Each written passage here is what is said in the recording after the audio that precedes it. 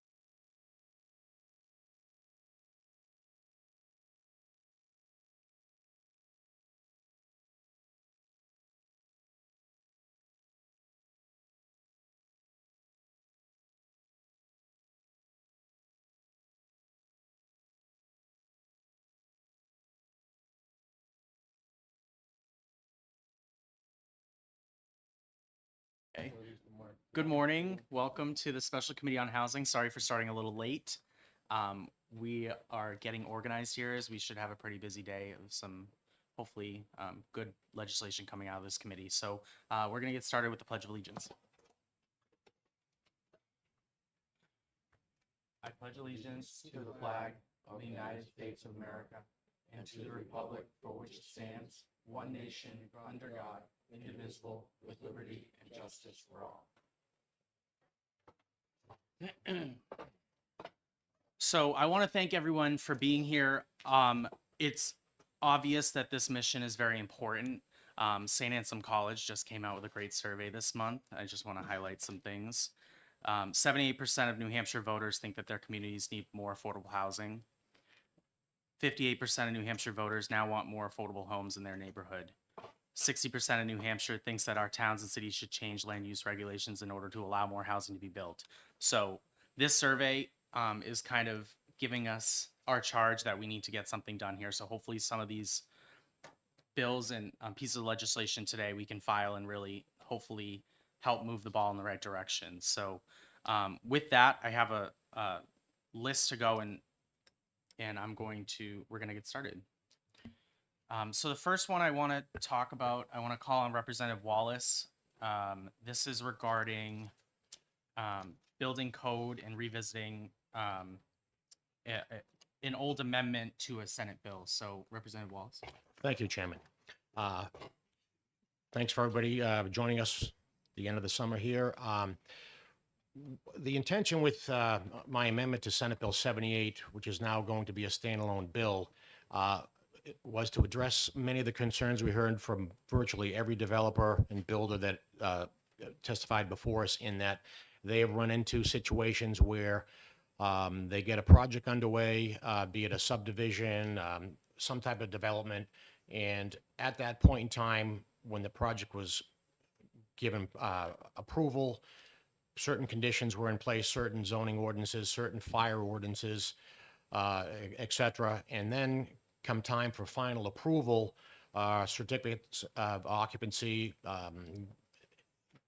things have changed on the ground according to the local building officials, but not according to statute or zoning ordinance. So being that we as a legislature cannot make laws retrospectively, we feel the same is true of municipalities, counties. So what this bill would do is make sure that only the zoning ordinances, regulations, and conditions in effect at the time of approval, issuance of building permit, et cetera, those would be the only conditions that needed to be met for final sign off on any of the projects. So this is preliminary at this point. We've had some input from a variety of individuals, Benjamin Frost in particular. He's got some good details that we need to tighten up a bit, but that's what this bill will do. Okay. Representative Yockello. Thank you for that explanation. I just am looking at this language here, and it doesn't seem to be the same way that you described. It seemed like you were talking about when you're proposing a plan and that it gets accepted by the board, and then before exception and approval, something changes, then you are not required to meet those additional changes. But the language on 10 and line 18 seem to both be that the subdivision or plot was approved and recorded at the Registry of Deeds, and that only occurs once it's actually finalized. And so I think that at least this language is talking about after it's recorded at the Registry of Deeds, additional changes, not when it's getting proposed and saying at the town level, the planning board accepts a proposal as complete and they've started their clock as far as how long they have to decide and stuff like that. Can you address that that kind of time frame, because it doesn't seem to jive what you were explaining? Yes, and actually that was also pointed out by Ben Frost, and in particular on lines 11 to 12, and again on 19 and 20, it refers to site plans being recorded. Since they typically aren't recorded unless there's some aspect of the plan that affects the title, we're going to strike and properly recorded. So that way, that would be addressed. And I'll circulate this email to the committee. Okay, so if I'm understanding you, there's going to be some changes to that amendment, and Correct. you will forward that to the Yep. committee. That is So correct. that we can evaluate that before we sign off on it. Yes. Representative Damon? So just to clarify what you just said, Representative Wallace, if we're looking at lines 18, 19, are you saying you would be removing the words "and properly recorded in the Registry of Deeds"? Yes, Ben, are you here today? Would you like to speak to that since you've, Yeah, go ahead, Ben. you were so kind to point these issues out to me? Good morning, Ben Frost, New Hampshire Housing. Thank you, Representative Wallace. The email that Representative Wallace is referring to is one I sent to him in which I had reviewed this and pointed out to him that it's extremely rare, in fact, for site plans approved by a planning board to be recorded in the Registry of Deeds, only where they affect the property interest by changing boundaries or clarifying boundaries or having a recorded easement, would that be the case. And in fact, pursuant to the plat law, which is, I forget the citation, RSA 478 something. 478 1-A. 1-A, there you go, thank you. A register of deeds can properly refuse to record a site plan unless it has something within the plat law on the plan, and it is that sort of property interest. So subdivisions always should be recorded. Site plans rarely are recorded. If I can continue one thing, I think Representative Yurkela was also asking the question about what happens when an application is pending before the board. It's an accepted principle of law that those are protected from changes. So while an application is pending before a planning board, it is subject to the rules that were in place at the time the application was accepted by the planning board, or perhaps, depending upon how you look at it, when the application was filed with the planning board. And there's a case on that filing question that goes back many years. I forget the citation. I'd be happy to supply it to the committee if you wish. There's also a statute that deals with this sort of protection of pending applications that is the preliminary the design review phase of planning board review. So before they file an application, if call it a pre-applicant, the property owner or developer files a design review pursuant to the planning board's adopted procedures, then that is protected from changes for 1 year, starting at the time the planning board declares design review to be complete.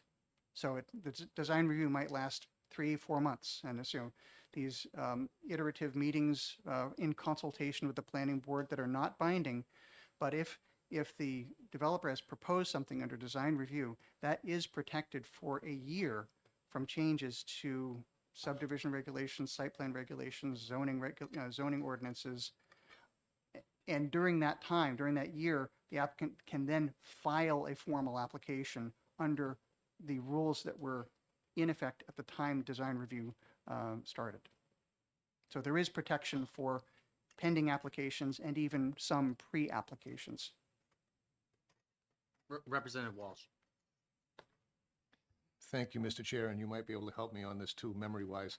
I didn't see it in here. Does this mean that an approved plan for a subdivision would be approved forever without allowing any changes? Because we run into this. There's also something in statute about a vested property with a certain amount of percentage of improvements done to the infrastructure to get that vesting that makes it forever. because a lot of things can happen. Let me throw an example. If you get an approved subdivision and it sits there for 3 years, in the meantime, AOT permits have changed, this permit's changed, unless there's significant improvement to the property, they can still be required to make those changes. Would this exempt that? In other words, if this is the direction we want to go by giving basically everything here vesting, or do we have to look at the other chapter and make some strikes? Did that come out as a Ben, question? what is your view on that?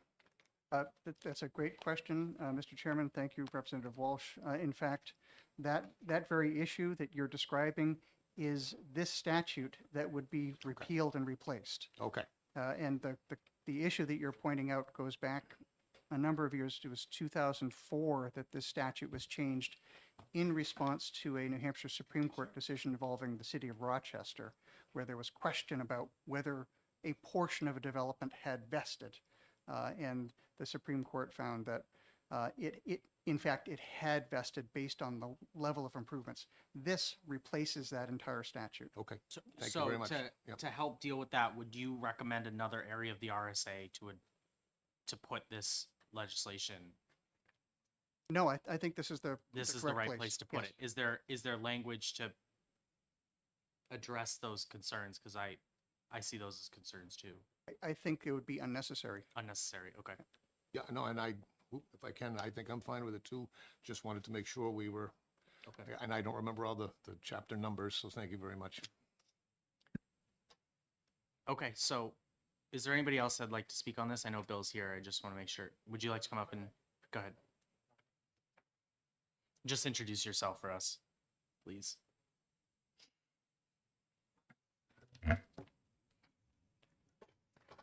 Good morning, Chairman Alexander and Representative Wallace.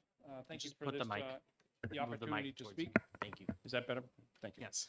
Thank you for the opportunity to speak. My name is Bill McKinney. I'm the president of the New Hampshire Building Officials Association, and we have some sincere interest in this proposal here. most of which concerns unintended consequences from this proposal. As we look at this bill, we start to look at, we don't understand if this is retroactive to all existing lots, all existing subdivisions, dating back to when. I know I've dealt in subdivisions that were approved back in the 1970s, and we're still building on existing lots from those now. Due to that, we believe that this bill could actually cause for further delays in permit issuances and delays in construction. Number one is access to outdated codes. Many building departments don't have the code books that would have been in existence back for a subdivision back in 1970 or 72. So some of your larger municipalities may have decent libraries, but your smaller communities, they don't have the room, they don't have the ability to maintain all the additions of the codes that would be necessary. Access to those codes is also quite impossible at times. The 1985 or 1985 BOCA code is probably not around. The CABO code is probably not around anymore because they've been replaced by the international codes. The state of New Hampshire adopted the international codes in 2001.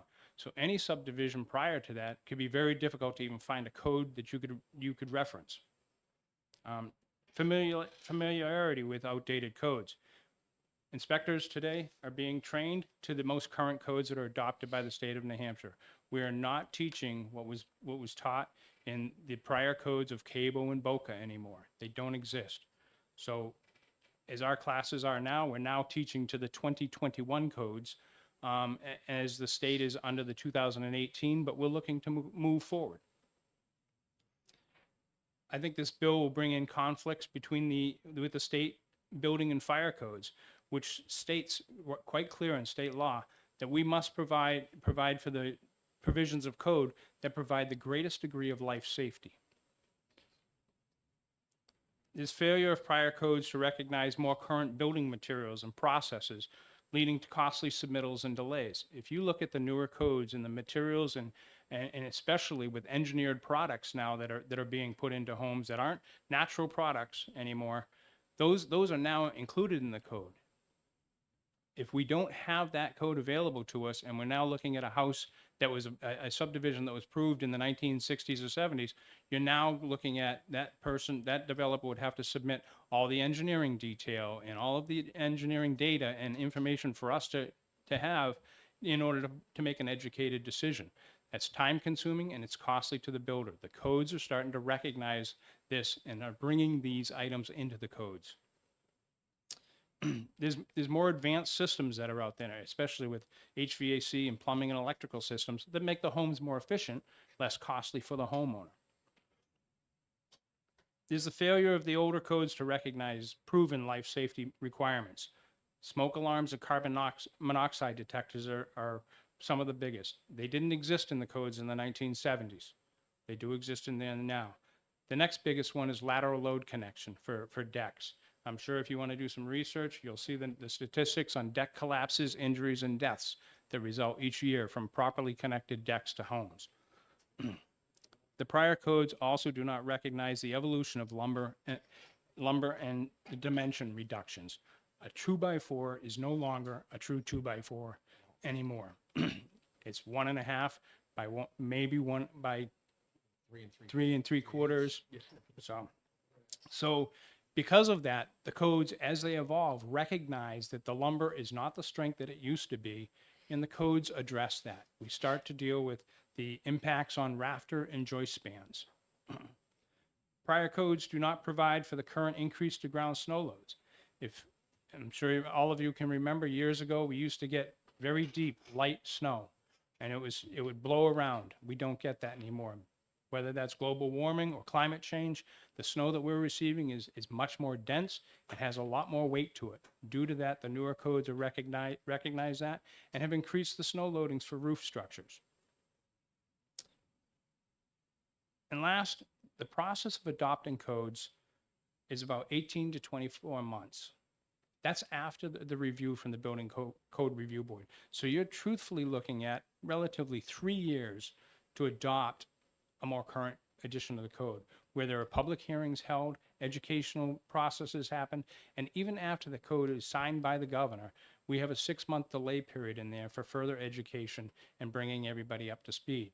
And what that 6 month does is that if you have a development that was approved during that time and your permits were issued, those buildings stay under that code. So it's already in state statute that protects developments.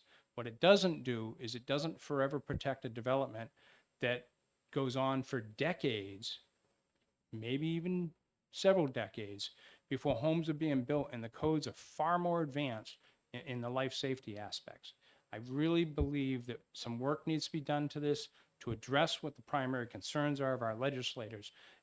And what I typically find are these bills come out because there's been an issue where somebody didn't interpret code correctly and made someone do something that they really didn't have to. And with that, I would accept any questions. Go ahead, Representative Wallace. Thank you. The intent was not to address anything that's been in the past, and frankly, I had no idea that we still had developments that are going on that were approved in the 1970s. That's not the intent of this at all. I expect it to be a bit more contemporaneous than 1970. So that being said, we'd certainly have a provision in there that, this would be modern codes going forward. We could even put a timeline. Be more than happy to work with you on that. Say, say for example, we have an approved subdivision from the 1970s. I think we'd all be okay with saying, okay, well, it's got to meet modern building codes because the construction is starting now. That's not what we're looking to do. The intent of this bill was to make it so that we didn't have, let's call it corruption going on, or a shakedown of a developer. A particular municipality might want something done, kind of a quid pro quo. You want to get the approval on this? Well, we want a playground on the other side of town. One's got nothing to do with the other. That's the intent with this. So we're more than happy to work with you on that, Bill. If you'd like to provide some suggested language, we'll work it right in. I think so. I'm going to charge Representative Wallace. Will work with you and Mr. Frost to make sure that we get this language down, because this is really an important bill that hopefully can come out of this committee. The idea is is once something's approved, we want to move forward with it, and hopefully all of these concerns are addressed during the application process and not after the process is over. So that is the intent of the bill. Thank you, Bill. Thank you. Representative Yockel. I guess I have a couple of thoughts that if the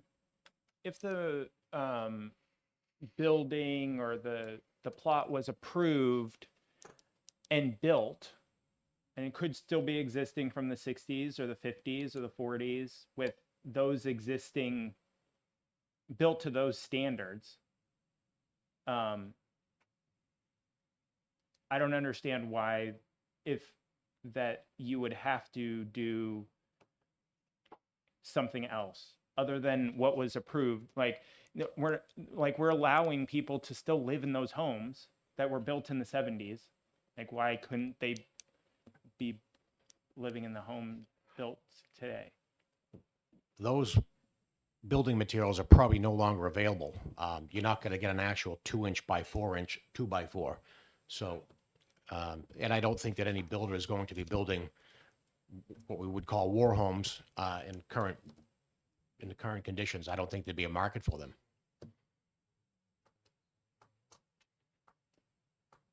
All set. Okay. Is there anybody else to go ahead, Bill?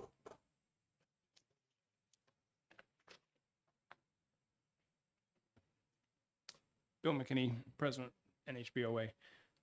Again, the building codes often, and they're directed now to start addressing the issues of what's more current, which is climate change, global warming, whichever you want to go to. And as you can see, the storms that we're starting to see nationally and internationally are much more intense. So wind loading, in fact, is a key issue. Wind loading in the 1970s was far less than the wind loading requirements that are in the code now. So does that cause an impact and a cost to the developer? Absolutely. But does it make for a more resilient community? I think that's more important too. Snow loading is a key issue. Snow loading ends up on roofs because, as I stated earlier, the snow has changed. The consistency of the snow has changed. But also, we put far greater insulation in the attics that doesn't allow for the heat loss that used to melt the snow off the roofs. So a house in the 1970s that was built, you'll probably see, and you take some time and look around, you'll start to see the sags in the roof, right? The sag in the ridge line.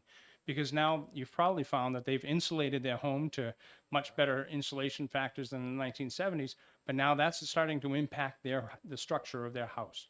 The rafters that are there aren't strong enough to carry that snow load any longer. And so there are several reasons why staying with an outdated code that doesn't recognize current environmental conditions even is not really a wise route to go, I don't think. Go ahead.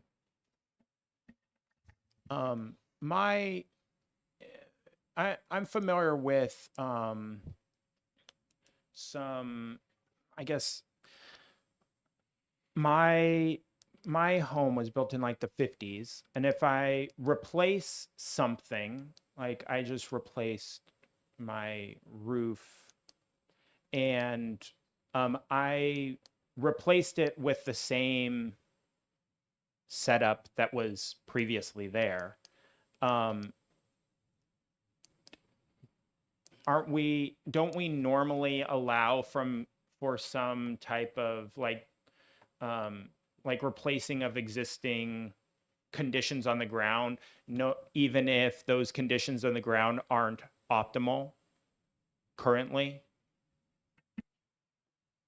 Yes, the building code and the existing building code, which is also adopted by the state of New Hampshire, allows for existing conditions to remain with certain conditions, provided that renovation or alteration area doesn't exceed 50% of your work area, or 50% of the aggregate floor area of the building, which includes all floors plus the basement in the state of New Hampshire by an amended definition. So yes, if you are replacing your roof, it wouldn't mean that you would have to replace all of the rafters and the whole structure. You could actually go in and replace the roofing materials and not have to restructure your home. So couldn't that same logic be applied to what the language in this is talking about as far as let's say that the regulations and the fire code and all of this shall be exempt as long as, let's say, the changes don't exceed 50% of the structure or the, the plan or whatever the case may be. That's a very good question, and that's already addressed in the building codes and in the existing building code. So repairs, maintenance of buildings, alterations, renovations, provided you don't exceed the 50%. What it would say is that if you're doing alterations to that area, the alterations would need to meet code in that specific area, but you would not have to bring the whole building up to code. Representative Walls. Thank you. Question for you. On some of these older subdivisions, are any of the developers that are still building the buildings to the old code, or are they building modern buildings on these lots? If you can answer that. Yes, in the subdivisions that I've been involved with, they are building to the modern code because that is what they're applying for at the time of application for a building permit. So unlike land use regulations where you may have the determination of substantial completion and vested rights, the building and fire codes don't have that, which, and again, I believe is the right path because of the advances that come from into the building codes from natural disasters, from improvements to products in the construction industry, new methods of constructing. All of this keeps evolving, and I think we need to keep up with that evolution. Follow up. Would you be comfortable with, let's take a mid-1970s subdivision approval that may have non-conforming lots by today's ordinances, but they're using modern building code, building practices? Would you be comfortable with language that would leave the subdivision lot sizes or whatever those conditions might be the way they are, but modern building techniques?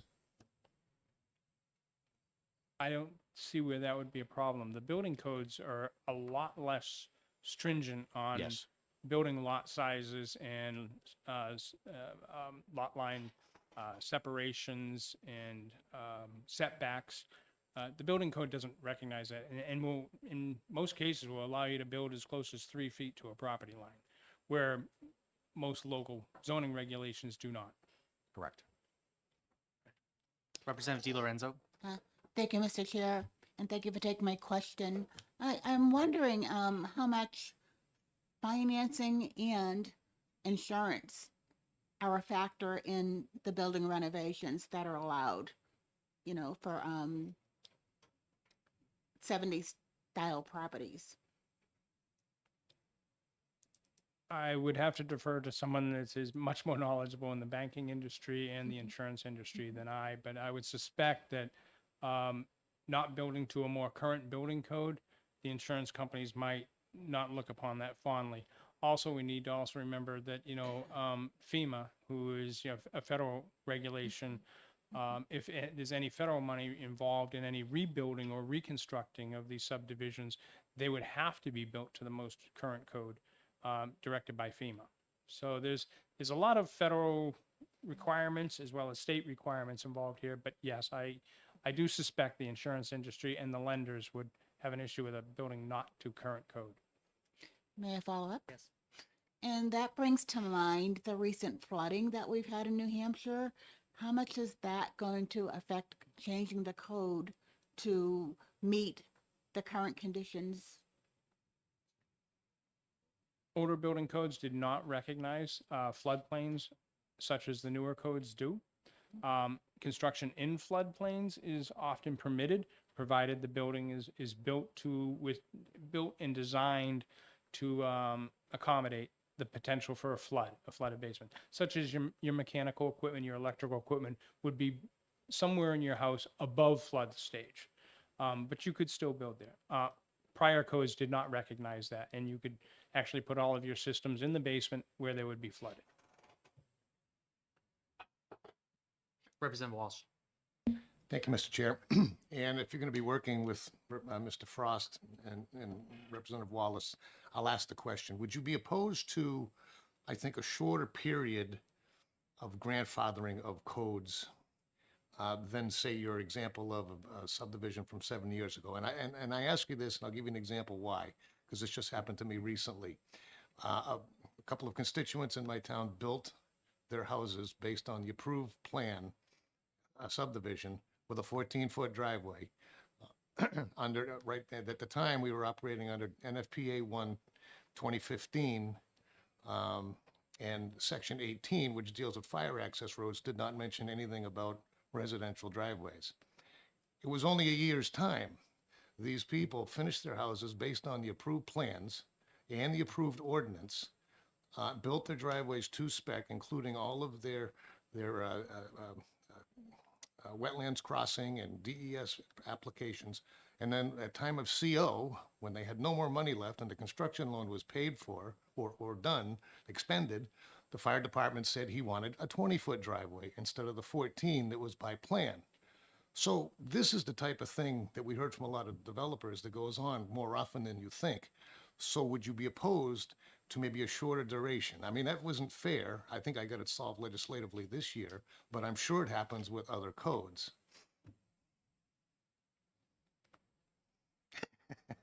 I can't speak for, everyone in our association. I can speak for that, we're always open to negotiation and compromise where we can find common ground.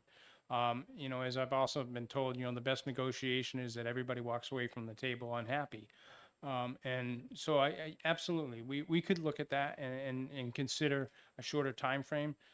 I'd also question when a developer is given that type of situation, there's an appeals process that they can go through. They can appeal the code official. They can appeal to the local. They can also appeal to the state. And I find often that developers are leery of doing so because they don't want to create a bad situation. So when you say appeal to the state, that would be the courts, or is there a board that you have? Yes, there's the current process that was adopted, I believe, 2 or 3 years ago, is you have a local appeals board, which will address anything locally. And if you still feel aggrieved by the local community, you can appeal to the State Building Code Review Board, which is a 17-member board of various disciplines in the construction industry, engineering, land use codes. That is what they do. They eat and sleep codes, but they are absolutely an appeal board. You could bring a case like that too for their determination of whether the code was presented right, whether it was used correctly in that certain instance. I'm having a hard time putting it to a question. Would you believe that when somebody has to close on their construction loan, they don't have the time to go to an appeals board? I can appreciate that. Representative Yockello. Thank you. I do kind of agree with the sentiment that my main concern, at least with this type of legislation, is the local municipalities making rule changes that make previously approved lots non-conforming and having them have additional barriers, having to go seek relief from the ZBA and stuff like that for building an addition or whatever the case may be that a lot that is right next door doesn't have because they are conforming. There's no other difference. And I think that that we in New Hampshire have a lot of properties that are now non-conforming, which were completely legitimately formed to the conforming to the standards as they were at the time of creation. And so I think that, you know, whether or not we grandfather additional building codes, that I don't think that is the main focus of my concern. You know, being on a ZBA and having someone have to come in for a shed being placed, you know, 15 feet from the property line, when every other house on the street has a shed 15 feet from the property line. And so it just doesn't make any sense why they are singled out, because they're, you know, they're non-conforming and they have to go and pay, you know, the ZBA fees and the notification fees and all of that stuff is just a barrier unnecessary created by the municipality, I think, unjustly. And so that's mostly what I'm trying to, or mostly I'm concerned about from my perspective. Was that a question for Bill, or are we talking So as a committee now? I mean, I just, yeah, I guess I don't really have a question. I think I am agreeing a little bit with the sentiment that maybe it isn't the building code that is the focus, or shouldn't be necessarily the focus of this. I do, I guess, have a question about the example that Representative Walsh made about the fire official. If the code review board would be able to accept an appeal of a fire official's decision, because are they really a code review, or is it really within that jurisdiction? So That's a good question. Yes, the Building Code Review Board has the authority to hear appeals of the building and fire codes for the state of New Hampshire, And the authority to override. to make a determination of whether the code was correctly applied or not. Okay. They can't grant waivers to code, but what they can do is make a determination of whether the code official, you know, applied the code correctly in that instance. So there, yeah, what would be the consequence of a ruling if it was incorrect as determined by the state board? Would the decision be reversed? Yes, the decision would be recommended to be reversed. Recommended, or would it be reversed? I'll be honest with you, I don't serve on the Building Code Review Board. I don't know their exact authority over governing what will happen. I only ask because I also have a piece of legislation that would direct a lot of these appeals to go to the Housing Appeals Board, which does have the authority. So I guess my question is, does your board have the authority to do this already and have the teeth behind it to override these decisions? Or not override, but change a ruling? I do have a representative of Please. the Building Code Review That Board would be here. awesome. Okay. Thank you.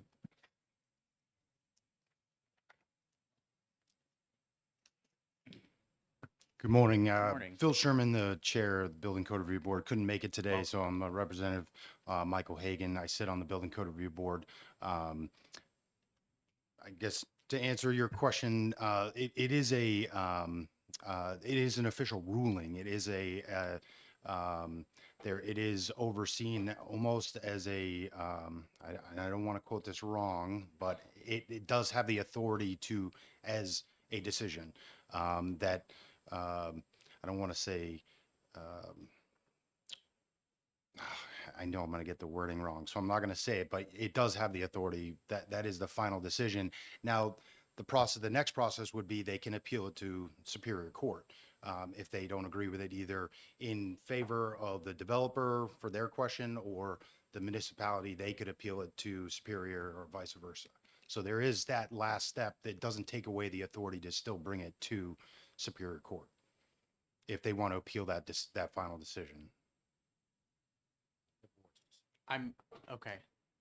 Representative Viocello.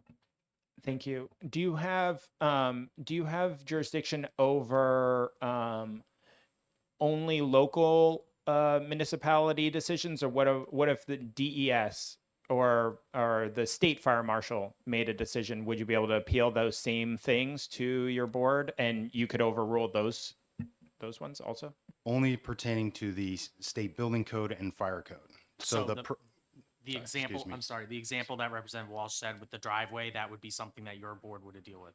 so first appeal for that would be they would appeal it or ask for either a waiver or a variance from the state fire marshal, because they can give waivers and variances to the state fire code. That would be your first process. If they don't agree with it, then it would be, then the state, if they don't agree with that decision, it would come to the building code review board after that process. Okay. Does anyone else have questions? Representative Birdie. Thank you, Mr. Chairman. In the case of the driveway, when a plan is approved, whether it's a subdivision, it's going to be approved by the town, and they consider a lot of things, the construction of the house, all the codes in the house, the roads, turnarounds for fire engines and all that. Why wouldn't the driveway be part of the permitting process? When you have a plot plan with a house, everything is approved. Why isn't the driveway approved at the same time, and why doesn't the fire department sign off on that plan? Go ahead, Representative Walsh. Well, they were. First of all, the subdivision in question did go through a technical review committee. It was also reviewed by our engineer with the driveways on it that it complied with our ordinance. That's what the shocking part about it was, when your ordinance says 14 feet, and then the marshal comes in at time of, the chief comes in at CO time and says, no, I decided I want 20. That's what started all this, and that's the type of thing that people don't deserve to have. And hopefully we can find some language that stops it in the future. Okay, but to alleviate the problem, you think the fire department should sign off on the plan before it's built? They do. Yeah, so that shouldn't have that Well, problem. they are given the opportunity, but in this particular case, I guess they didn't attend the technical review committee. So they had a window to chime in. They did not chime in. Because they didn't, it went through the rest of the process, as they always do. And then at the end of the day, he came back and said, no, I want 6 feet wider, which would have required more culverts, more DES permits, et cetera, et cetera. And to be honest with you, the NFPA 1 2018, which just got adopted, hadn't been adopted yet, but he knew it was coming. That's why he decided to expand his interpretation of what a fire access road was and apply it to driveways for residential purposes. So that is precisely what this language is trying to do. So I'm really hoping that we can get here to address something like that. Thank you very much for your insight. All right, is there anything else on this? So, Representative Viochello. What about just requiring things that are greater than the code? If you're or greater than what is currently in statute, if you're or in the zoning ordinance, right? The adopted width of the driveway was approved and allowed, and if a official comes in and says, I want more than that, then that is not within his authority to do, is my opinion. And so why couldn't we just disallow that action if it's already not disallowed, because I think it should be? I think the code was changed. I think in this situation it was changed, right, Representative Walsh? In between. I did get a law passed and signed by the governor to address this specific issue, but that whole concept could happen with a lot of other codes. Okay. Great. So, Representative Wallace, you are going to consult with our friends in the room and make sure that we can get some language here on this. Okay.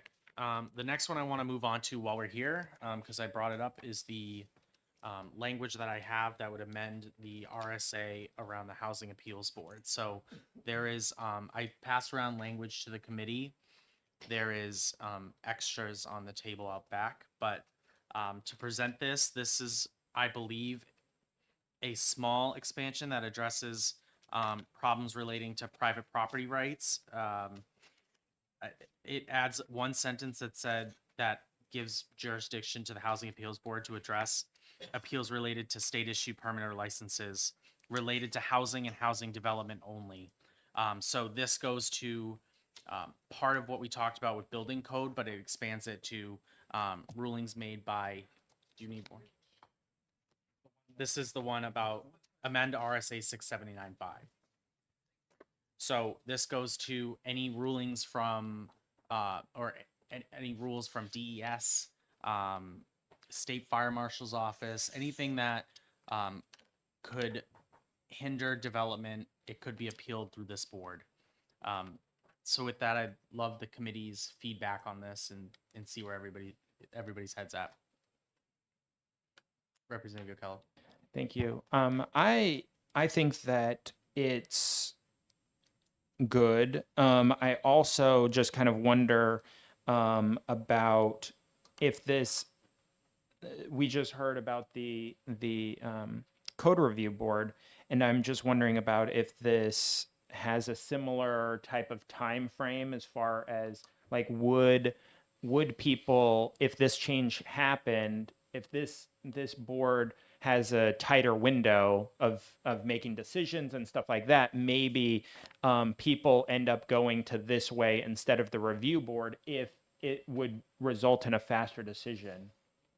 But I also think that, there are things that may not come under specifically under the code language that need to be addressed. And so I guess I would support it. I think that I'm just wondering if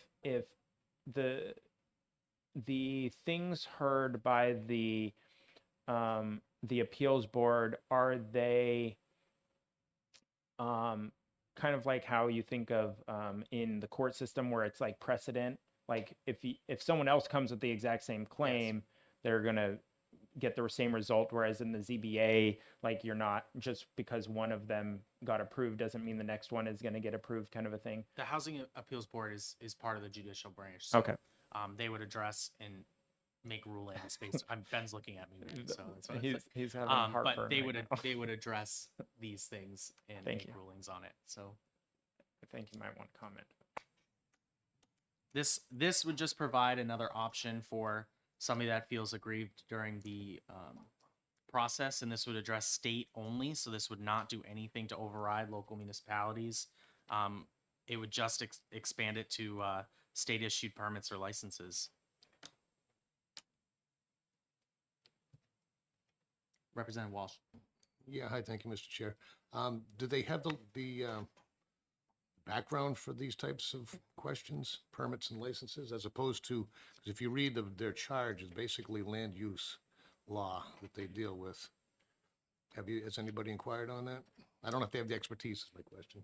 That is what there was a concern that they didn't have the subject matter expertise there. So they have the expertise around housing and housing development. So I think we could stretch it to say that this impedes the development or private property rights. I would say that they should have it, but that's a good question. Go ahead. Yeah, follow up. On the actual change itself to the statute, do we want to limit it to permits or licenses related to housing and housing development? Or could we just say, here appeals related to state issues, permits or licenses, period? In other words, you could have the same issues with commercial development as well. Just a thought. That would, that would definitely go outside the purview of the Housing Appeals Board, who would addresses housing only issues. So that's why we left that language in there. Would you like to weigh in? Sure.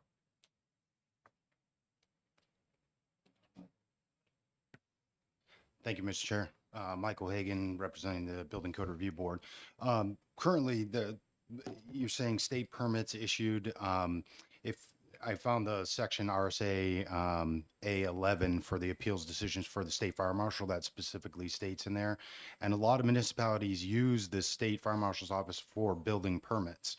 So my question would be is if you put this in this section as well, they have to go to that appeals board as well as the building code review board for appeals. You see how they might conflict on each other, and they might have to go two paths to get a decision, and which one would rule on the final decision. So my question, that's why I asked you, Yep.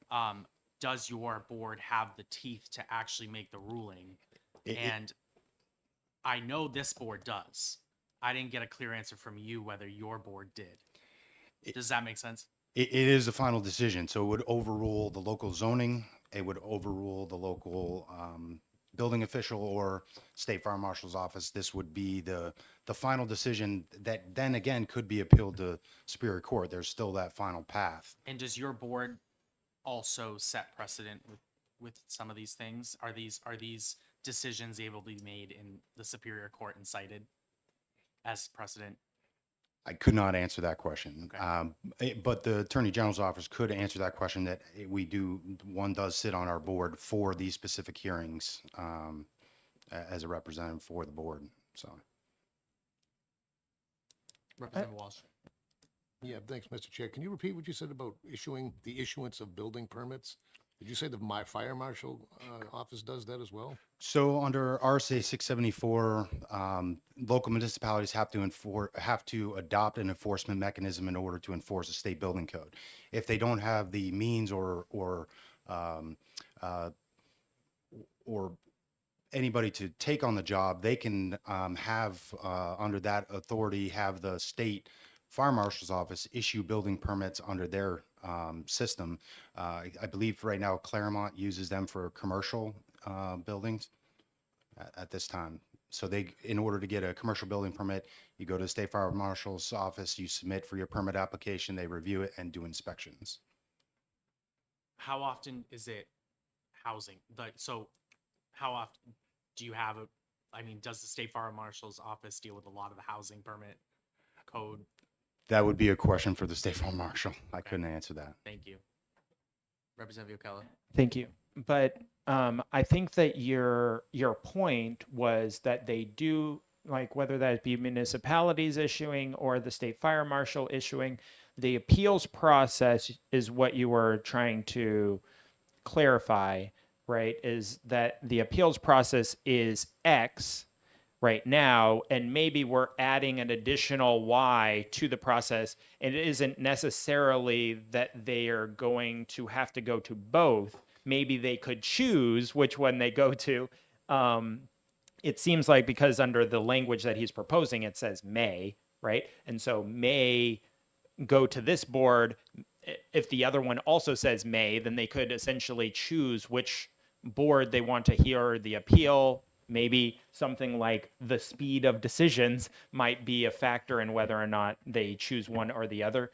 What are your, can you explain a little bit more about your understanding of the process of the appeals from the decisions of the fire marshals? Sure, I can read it right from the RSA if you'd like. It's RSA again, 155A11, appeals of decision for the state fire marshal. 2, which is the process. The board shall hold a hearing within 40 days of receipt of the complaint, unless extension of time has been granted by the board at a written request of one of the parties, and shall render a decision within 30 days of the conclusion of the hearing.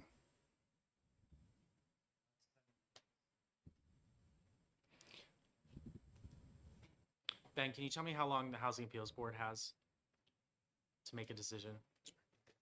It's a total of 150 days from the filing of an appeal. Thank you. So another question: if there's a puddle on my property and it's ruled as a wetland, is your board allowed to render a decision? It is not. Okay. I'm not 100% sure on that, but I can 99.9% guarantee we cannot hear it. It's specific in that RSA 11, 12, and 13 what we can hear appeals on. Okay, so this would dovetail perfectly with your board to allow options for a private property owner to choose where to appeal a state-issued permit decision. That's Yes. up for you to decide. Is there anything else on this area? Okay. How's the committee feel about this? In agreement? Okay, I'm going to file this LSR and I'll include the whole the whole committee. Okay. Yeah. Okay. Okay, so next on the agenda, I want to bring in DES and I want to call on Representative McConkey to kind of kick us off. Thank you. Yep, thank you, Chairman Alexander. I have a report here. I haven't gotten quite as far as other members have with draft legislation, but I'm soon to be there. And I apologize to the representatives on the end. I have it available online. I'm short by 2 copies of this, but I'll read my testimony. I explored 2 reoccurring themes that we discussed here in committee. First, being that the New Hampshire Department of Environmental Services was out of touch with daily design flows, water usage, as it appears that our numbers are higher than our neighboring states. Are our numbers based in science? Secondly, if we lower the required area for an on-site septic system, wouldn't subdivision lot sizing also be reduced, yielding higher density or more units per acre? I started by comparing New Hampshire's subsurface regulations to those in Maine, 2 states that I have design experience in. New Hampshire used a design flow of 150 gallons per day for each bedroom, while Maine only uses 90 gallons per day flow rate. So on the surface, Maine lot loading requirement is 40% less than ours. So that must equate to smaller septic system requirements. There is a second factor in septic design, and that is to consider the soil itself. And for simplicity, let's call the quality of the native soil as great, good, or poor. And finally, in an attempt to keep the comparison realistic, I chose a stone and pipe leach field, which is the old tried and true system used in both of these states. I have enclosed a chart for this comparison, and I will run the numbers. But basically, despite the design flow being 40% higher in New Hampshire, the system size is, most cases, is similar or smaller in New Hampshire than in Maine. Enclosed, I have a sheet that talks about best, average, and bad soil. In Maine, the best soil, New Hampshire is actually 142 square foot less in size. On average soil, New Hampshire is all but 64 square feet larger than Maine. And in poor or bad soil, New Hampshire is 40% or 40 square feet less than that in Maine. The state did take a lesser design flow in response to senior housing a number of years ago and adjusted the daily flow rate from 150 gallons per bedroom to, I believe it's 125 presently. The premise was that older adults, 65 years of age, are less active and would use less water. Sounds right on the surface, but the definition of adult has been reduced now to 55 and older communities, and now yet another person can live there also as a caretaker. The drop in age did not carry through on the original premise of less active population. In the southern area of our state, I understand is beginning to experience a higher than typical septic failure rate. And that's because there's more water than they ever anticipated. More water, more sewer. It doesn't hold up. So what is the science behind our flow rates? In 2003, the Society of Soil Scientists of Northern New England commissioned a study to look at soil-based lot sizing. And I have a copy of that sheet in my report that's here. When this highly anticipated planning document was completed, it demonstrated that many New Hampshire towns were calling for larger lot sizes than the science suggested. But when we looked at the state, it was generally in line with their findings. and the DES subsurface did not adjust their lot sizing. What the state has learned is that water usage is ever evolving, and the best tool for sizing systems is to use metered flow. Using similar uses based on a number of persons occupying a space, ideally over a year's time, and then multiplying that flow by a factor of 1 or 2, depending on the type of strength of waste. In addition, flow factor takes into account periods of high use.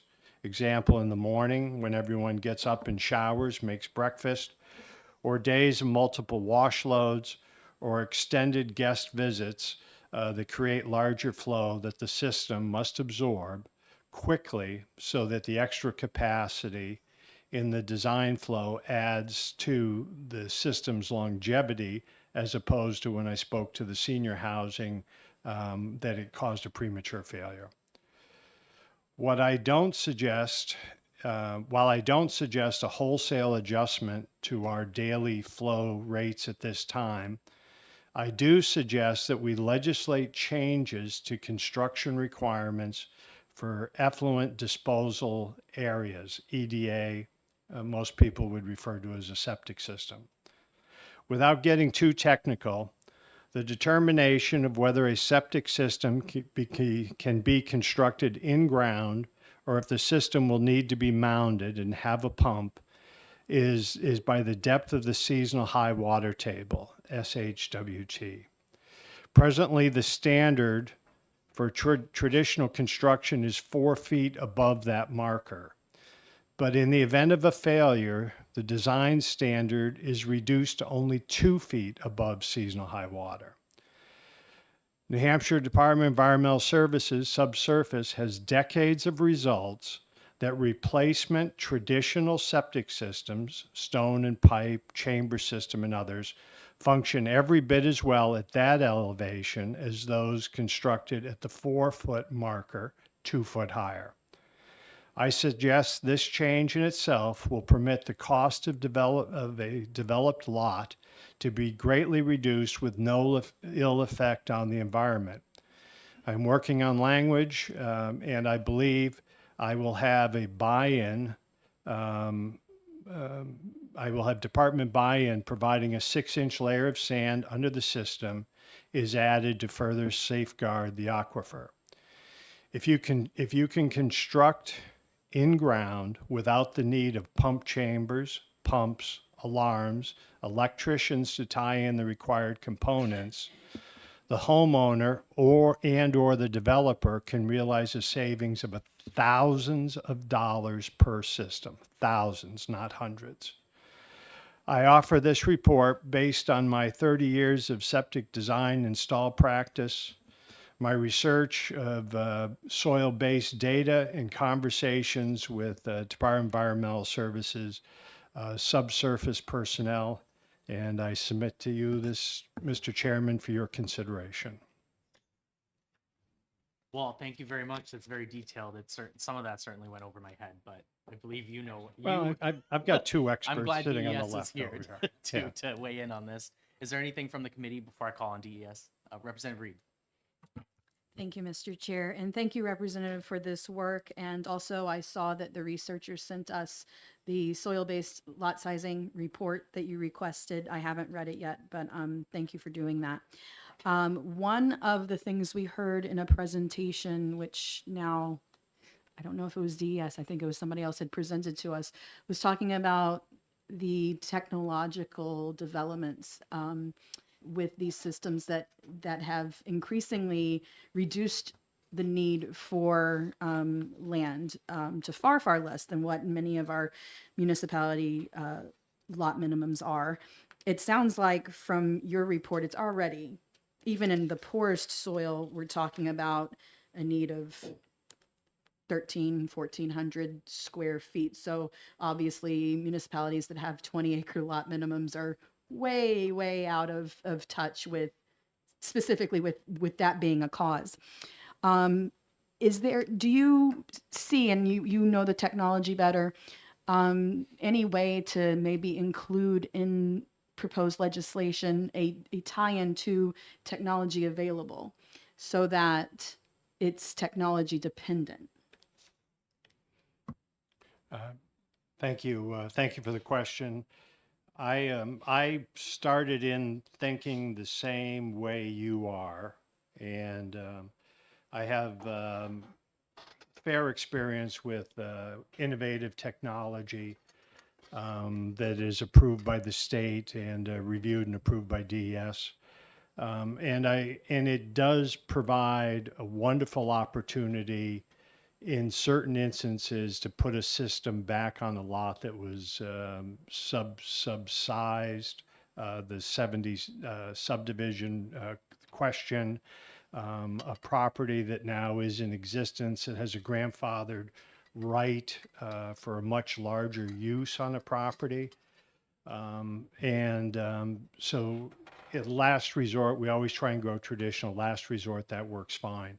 I think we need to do more work on long-term studies and making sure that once these systems are put in place, that they continue to perform the way they started out.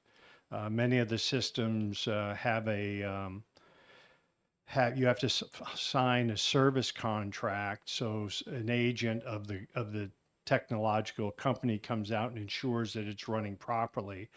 But quite honestly, it doesn't appear that there is much study continuing to make sure that they're functioning at the level they did when they first started. So where I thought we should allow lot sizing to become smaller if we use more technology, I don't think we're there yet. Thank you. And it again, it looks like even everything but inner city lots wouldn't really be impacted in terms of a water need based on the numbers you have here. Is that correct? And I'm sorry, Mr. Chair, I didn't ask for the follow-up. Inner city lots being obviously typically on municipal water. So when even in the worst possible soil, we're looking at 1,300 square feet required, that's only going to impact a very, very small lot. Anything a half acre or larger can easily accommodate that, right? And so I would tend to agree if we knew what their water supply was. Okay. Would someone from DES please come up and give us feedback on this and let us know where you're at on this legislation or prospective legislation?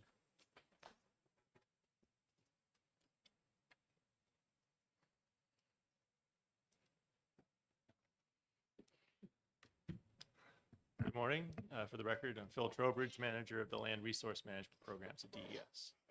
Yeah, for the record, I'm the director of the Water Division at DES. Welcome back. Why, thanks.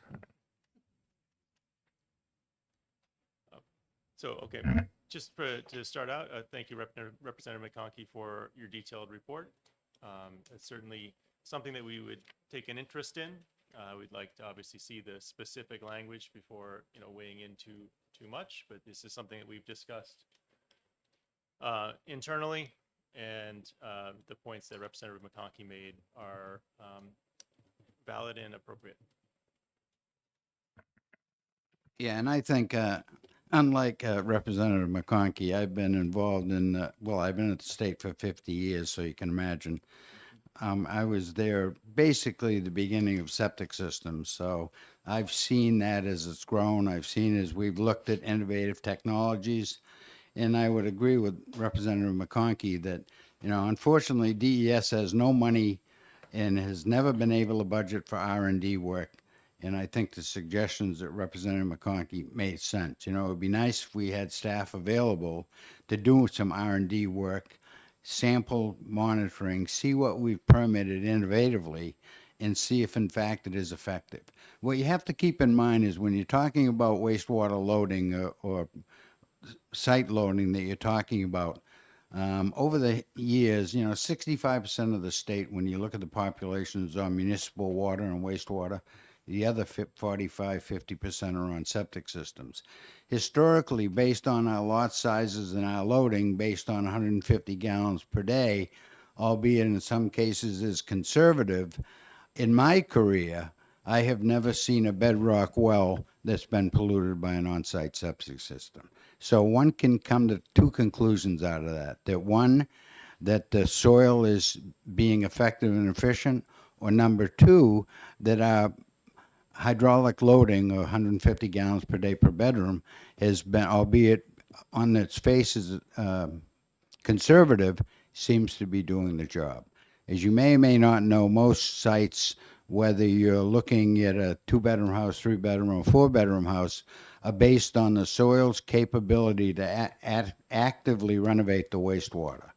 And on that site, you probably have an individual well where you subtract that radius so you have enough movement in the groundwater for that to be treated before it gets to the well.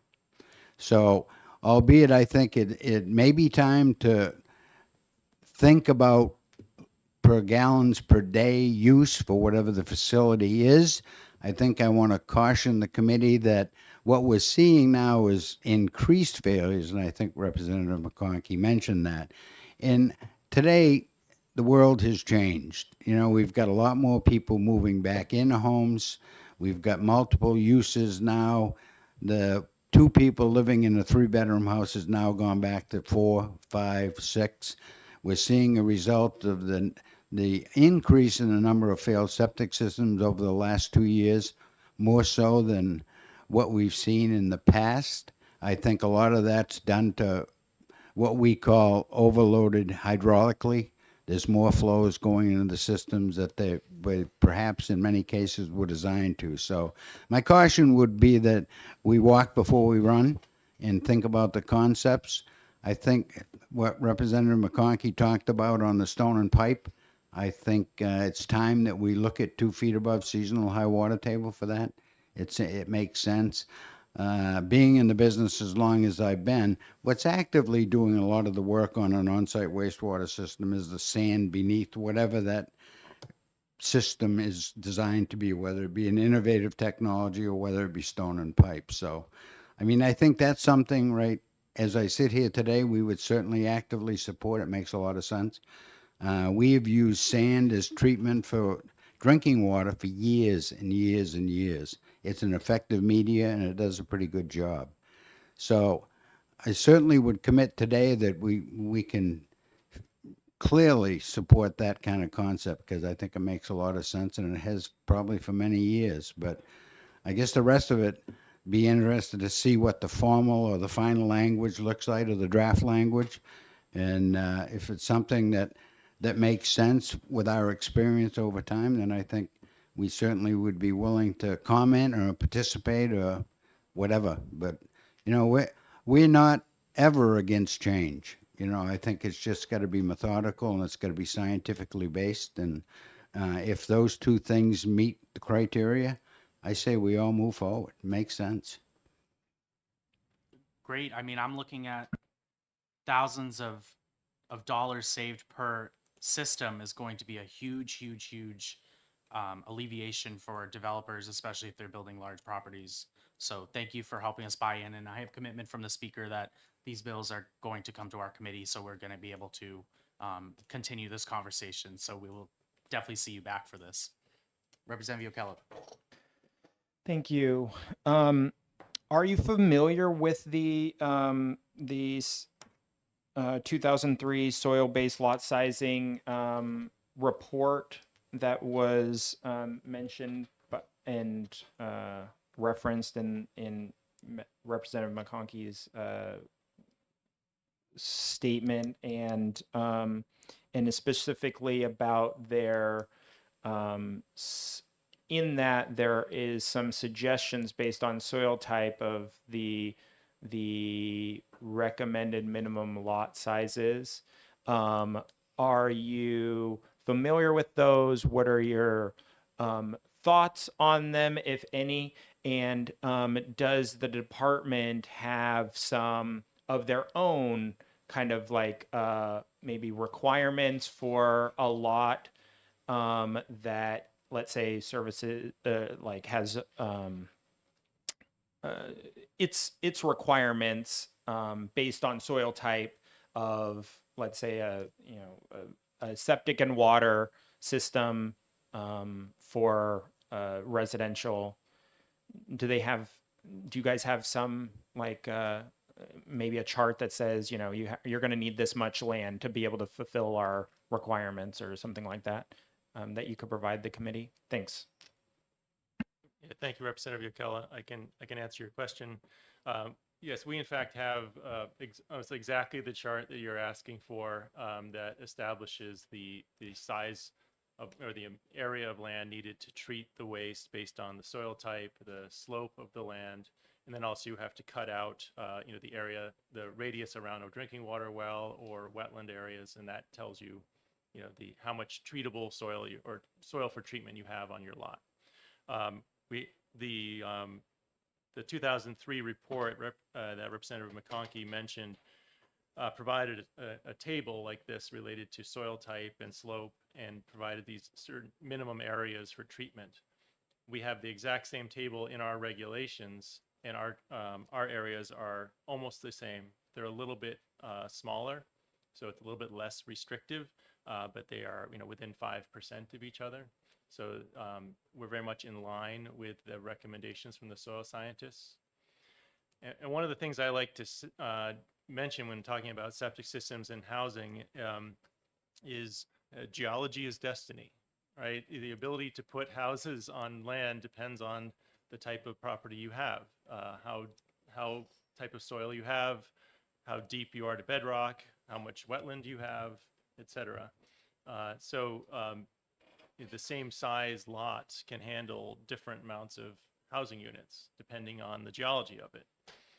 And we do those calculations, or developers do those calculations, then submit to us for review when they are subdividing properties or they are developing them.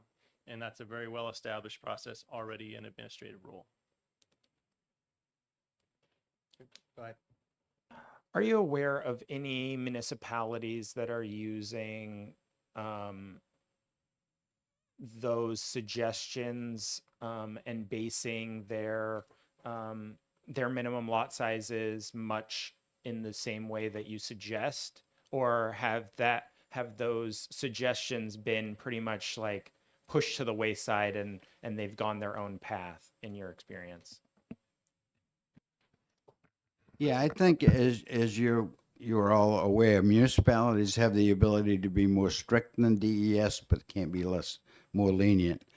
I think there's two facets that I've seen in my career that regulate lot sizes and what's developed in town. Some are scientifically based, and they look to conscribe to what we do for light. A lot of them are just social implications. A lot of towns, they just want 2 acres of zoning. That's the way they want their town to look like. You know, and if the voters weigh in on that, and that's what the people that live there are choosing, so be it. That's something that we don't have regulatory authority over. But I think the common sense that we've utilized over certainly many years is that we try and stay away from the social implications. All we want to do is make sure that if someone develops a site, whether it be commercial, residential, condos, that there's sustainability. So they're going to have potable drinking water for the life of that site. And also, we won't be generating waste that isn't treated, so it is an encroachment on our rivers, lakes, and ponds. So that's kind of where we stay. We stay out of the social implications. We look at the scientific results of what development's doing. Thank you. You mentioned that you had these suggestions in your regulations. Do you happen to know the regulation, or could you provide a copy of that to the committee offhand? Sure. Well, yeah. So the minimum lot sizes, it's in the subsurface rules, which is ENVWQ 1005, and you'll see in that section there's a table. It's 1005-1. And that has that chart. Okay, can I get your feedback on the bill that the language that I added to that, the structure of the Housing Appeals Board? Can I get your feedback on that? All right, I'll start out and then the one thing I would just want to mention is there is also a separate appeals board for DES decisions. There's the Wetlands Council. There's which so many hear- appeals boards. Yeah. I didn't even And there's know about also a water council, which hears appeals related to subsurface decisions.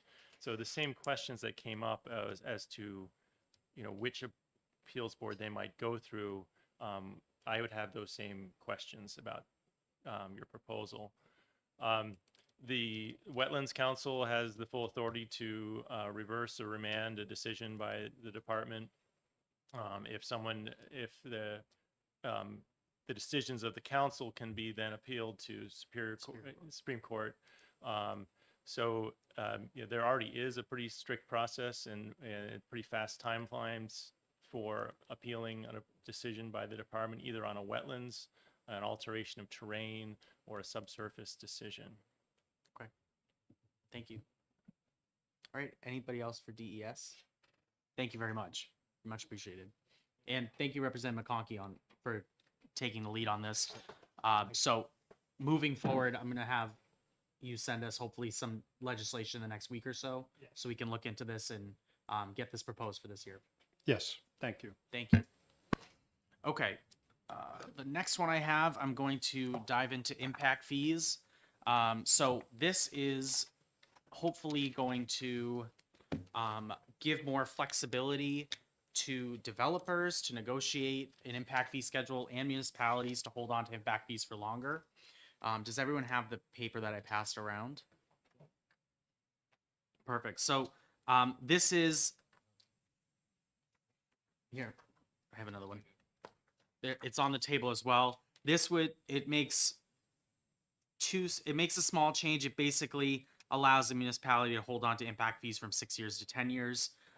It allows further negotiation between a developer and municipalities and more flexibility. So this is something we heard from developers and from municipalities. I believe the city of Manchester came in, planning department, and said for development that takes more than 6 years, we'd like the ability to hold on to these fees a little longer to allow more flexibility. So with that, I'll take questions from the committee, but I feel like this is pretty straightforward. This one is hopefully a low-hanging fruit. Go ahead, Representative Yukela. Thank you, Mr. Chair. I just have a question about the change about the refund gets paid to the the one who owns that. the payer or the payee's successor in interest. Is there additional language that should be in brackets so that, or is the actual current language shall be made to the payee's successor of interest than current property owner?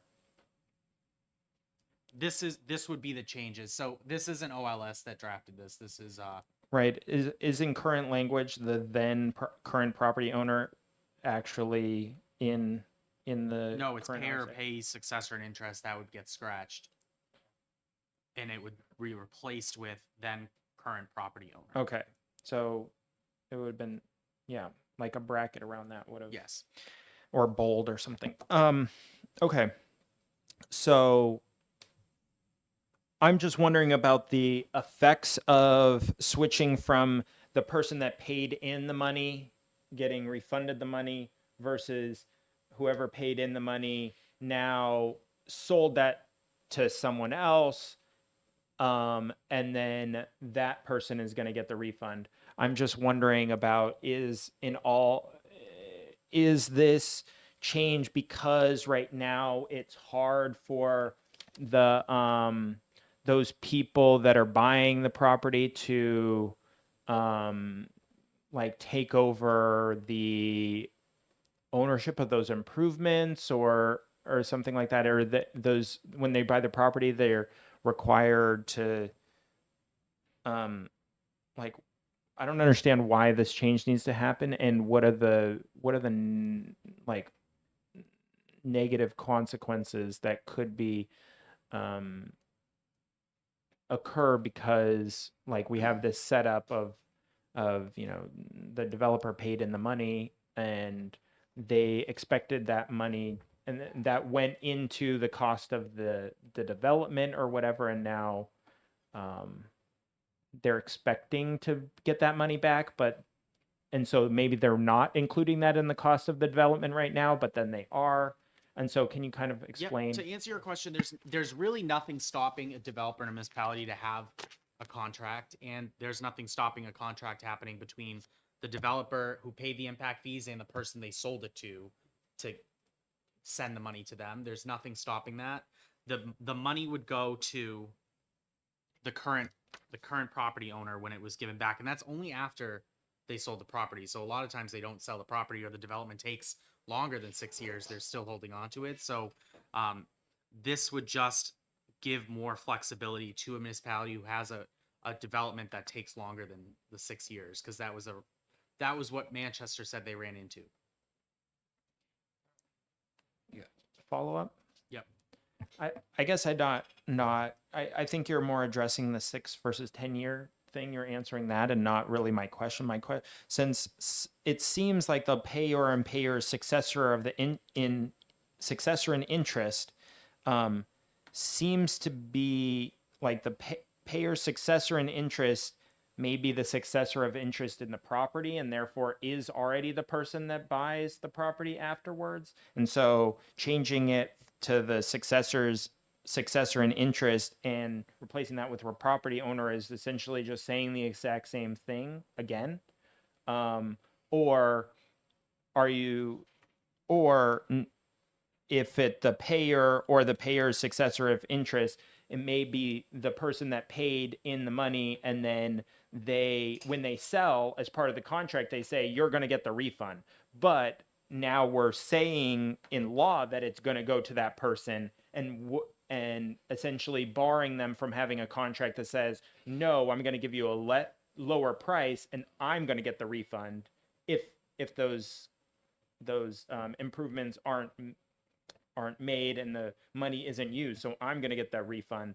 It sounds like it's possible that this language is more restrictive than is currently allowed. I'm not 100% sure. So can you speak to that? I'm gonna allow. Would you like to weigh in, Ben, and let me know why you included that language? I see where you're coming from with that too, but I'm gonna let Ben weigh in.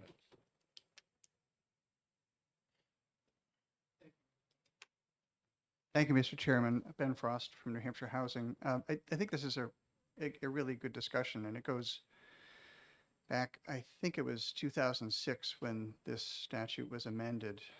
And I have to confess that the language payor or payors successor in interest was language that I drafted way back then.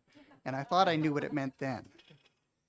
But then it was subject to a dispute in Pelham that wound up before the New Hampshire Supreme Court, trying to figure out what that language meant. And there is ambiguity here. And what is proposed here is an attempt to make it crystal clear who gets the money back. I don't want to say universally, but in most cases where an impact fee is paid, that becomes a cost of the development. And so it gets passed on to whoever the end user is of that property, whether it is the developer themselves, if they retain ownership, as often is in the case with commercial development, or in a subdivision, it's the property owners in a subdivision. So in effect, the buyers in a subdivision have paid the cost of that impact fee. So then they should get that money back if it is not used by the municipality. So that's the thinking behind this change. And I'll note that this is something that I simply proposed to the chairman. The City of Manchester simply requested the change from 6 to 10 years. I will note that as drafted, this is incomplete. There are 2 places where this change needs to be made. This is RSA 674-21-5J deals not with impact fees, but with off-site exactions where there is not an impact fee ordinance. The statute dealing with impact fees is the same statute, 674-21-5, but subparagraph E is the one that deals with impact fees, and the change 6 to 10 also needs to be made there. Okay, so that can be made when we go to drafting. Representative Ocala. Thank you for that explanation. What, if you know, what, if you know, was the Supreme Court's interpretation of your language, and it makes sense that if they interpreted it in, let's say, creative ways, that we come back and clarify that language. Thank you. Thank you for that question. I'm trying to recall. My recollection is that the Supreme Court interpreted it to mean, in the context of Pelham's regulations, they interpreted it to mean the developer, even though the developer might not necessarily have been the current owner of the property. And that was the essence of this dispute. So I recall being surprised by the decision and then reading it and thinking, well, okay, there's ambiguity there. Representative Walsh. Thank you, Mr. Chair. Just a question I have. I'm fine with the successor of interest. I understand all that. Thank you, Mr. Frost. But on the 6 to 10 years, from the date of collection, usually, if not always, the impact fees are collected as part of a condition to get the plans approved and signed off by the planning board. And if our goal is to try to encourage development, I don't know how allowing the municipalities to hold on to the developer's capital for an additional 4 years is helping that goal. Now, maybe you want to say something like 6 years after completion, because I get it. Some things do take longer than the 6 years, but it's just for the municipality to hold on to developers' working capital for an additional 4 years doesn't seem to be meeting the goals of what we're trying to do. Just a thought. Yep. 6 years after completion, I mean, if a project takes 6 years and then they can hold it another 6 years, that's 12 years. So, yeah, no, I know I'm spitballing too. So, do you have anything for us on that? Thank you, Mr. Chairman. And I'll just note that I'm kind of arguing against interest here. Typically, I'm speaking for the development side of the table, but I'm also a land use planner. I've worked for municipalities as a planner, as a town administrator, as the director of a regional planning commission. So I really get the municipal side of things. And there are projects, and this was what we heard from the city of Manchester when the planning director addressed you several months ago. There are projects that the municipalities are doing for which they're collecting impact fees that take longer than 6 years. It takes longer for them to get them done in order for them to be able to spend the impact fees. And my sense is that the developers are already putting up this money anyway. And it's not really terribly material whether it's held by the municipality for 6 or 10 years. It's part of their cost of development. Go ahead. Let me ask you this. How many impact fees are actually returned?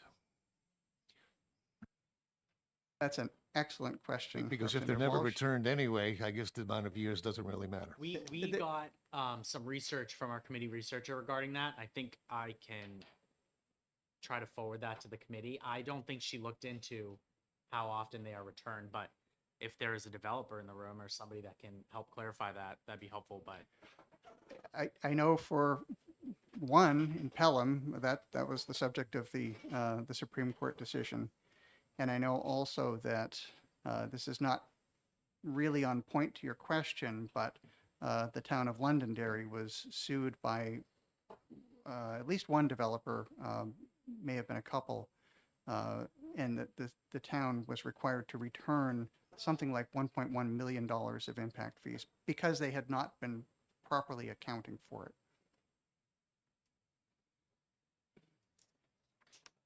something to think about.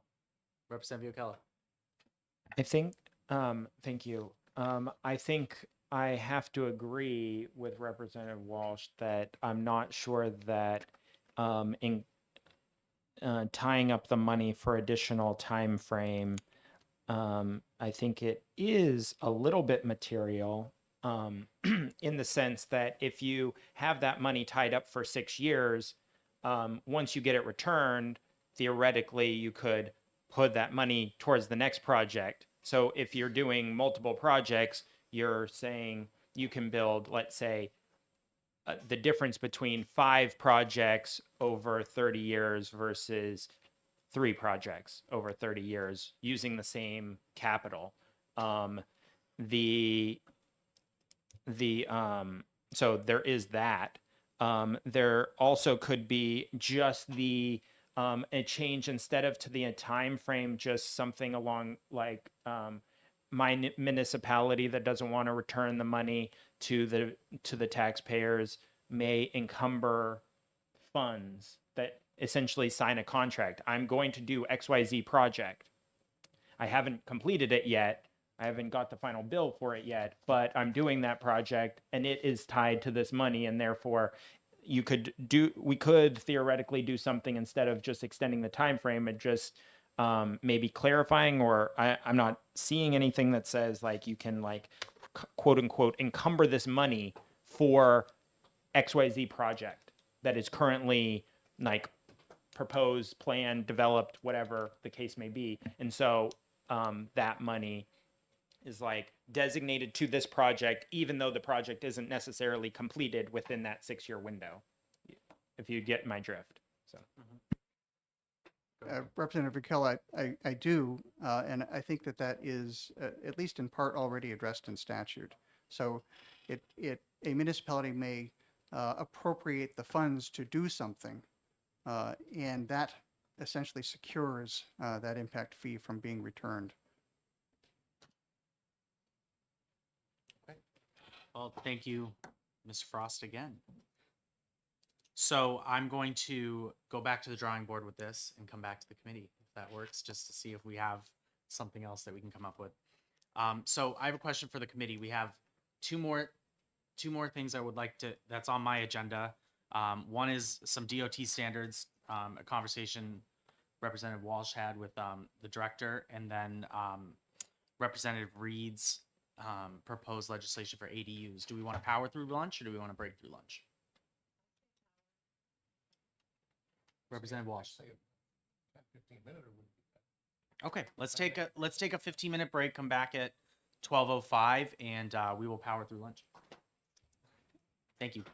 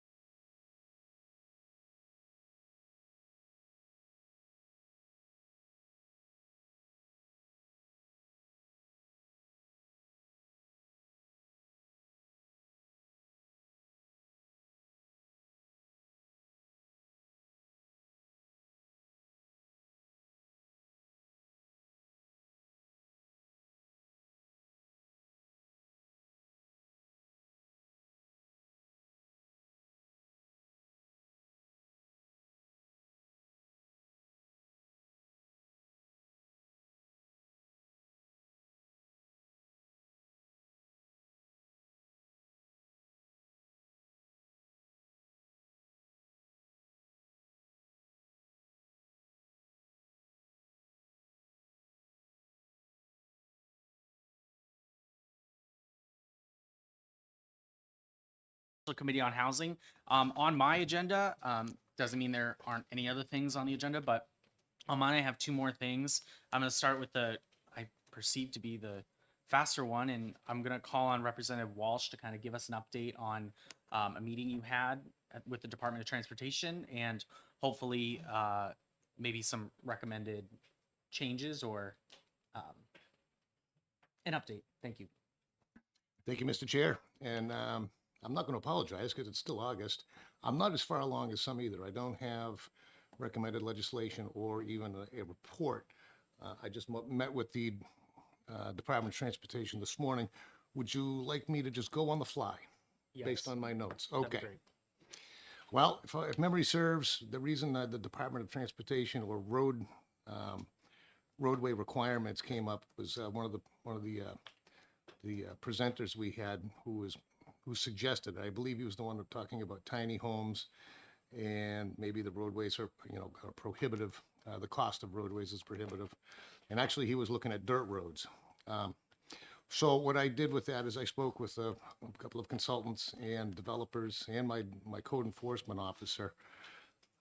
What I found without too much work was that, yes, perhaps a lot of towns do use the requirements for Department of Transportation roadways as the accepted structure. Nobody knew of any that were actually abusing it or using roadway requirements as a way to deter development. The other side of the coin is too that I don't know what we can do legislatively, because any changes from what's an accepted standard for a roadway, I don't know who anybody would want to go backwards. After development is completed, the town actually, or the municipality, takes ownership of the road. And I don't know of any that would want to require substandard roadways, because who would want to rebuild them in 5 years after a project's complete? So I did not look up that tree much. I didn't find a problem. As soon as I talked to consultants and developers, if they had known of anybody that was using this to try to deter, nobody did. It's just an accepted cost. However, in my experience, I can tell you part of the cost, or what is contributing to a lot of the cost of roads. We've been debating this in Hooksett for 12 years since I've been involved, probably longer. Right now, we are not requiring sidewalks and curbs and sidewalks in subdivisions. That doesn't mean arterial roads. That doesn't mean common sense places. And this is why. I mean, I couldn't get anybody to say, does sidewalks and curbs double or triple the cost of a road? Because every situation is different, but clearly it's a huge expense. Without curbs and sidewalks, the rainwater, stormwater can actually sheet off. Occasionally you might need a swale, but it's all on the side of the road and relatively inexpensive. The minute you introduce curbs, now you're introducing all the infrastructure that goes below it. All your drainage structures, your traps, boxes, piping, et cetera, et cetera. So you don't even have to look at anecdotally. You can see it common sense. Obviously, it's a huge cost. They also don't last forever. And once you have sidewalks, now it's state law that the town has to maintain them as well, including plowing. So if you're possibly looking at something to reduce the prices of roadways, maybe that's the direction you would want to look, by not allowing them to mandate them where not necessary. I'll throw that out there. What we did in Hooksett is we just made adjustments in the road width and a painted line. And again, this is not something that I'd recommend on arterial roads or any of your major, roadways, but your cul-de-sacs, your small subdivisions that go nowhere, you're adding a heck of a lot of cost to the town and the people that buy in there, because they have to pay for it by introducing sidewalks that go nowhere in most cases. There's no connectivity. So I'll leave that alone, because that's why we even got DOT involved in this in the first place. But I figured I'd go, and we'll look at a recommendation if you even want to go down that road, excuse the pun. But I did have a meeting with the Department of Transportation this morning with a goal of seeing how we could possibly streamline, reduce delays, which also reduce costs. And believe it or not, all the questions I had for them, they've already started implementing. So, and quickly I'll go through this. Obviously, the first thing we know, and again, I've talked with some of the same consultants and developers, they admit there are delays. Those delays can be expensive, but they also understand that, like everybody else, according to DOT, they're looking at 20 to 30% shorthanded, with workforce. We all get that. They're not using that as an excuse, but they're actually starting to do some things that may help. They are currently introducing an electronic permitting system, because right now they do not have any, an applicant doesn't have any way to track where his application is within the department. So they've already begun implementing that. They're also looking on another one, which did raise my eyes. I think this one is hugely important in terms of saving money in the long run. Prior to them implementing a conceptual approval, they needed 100% complete drawings before they would take an application.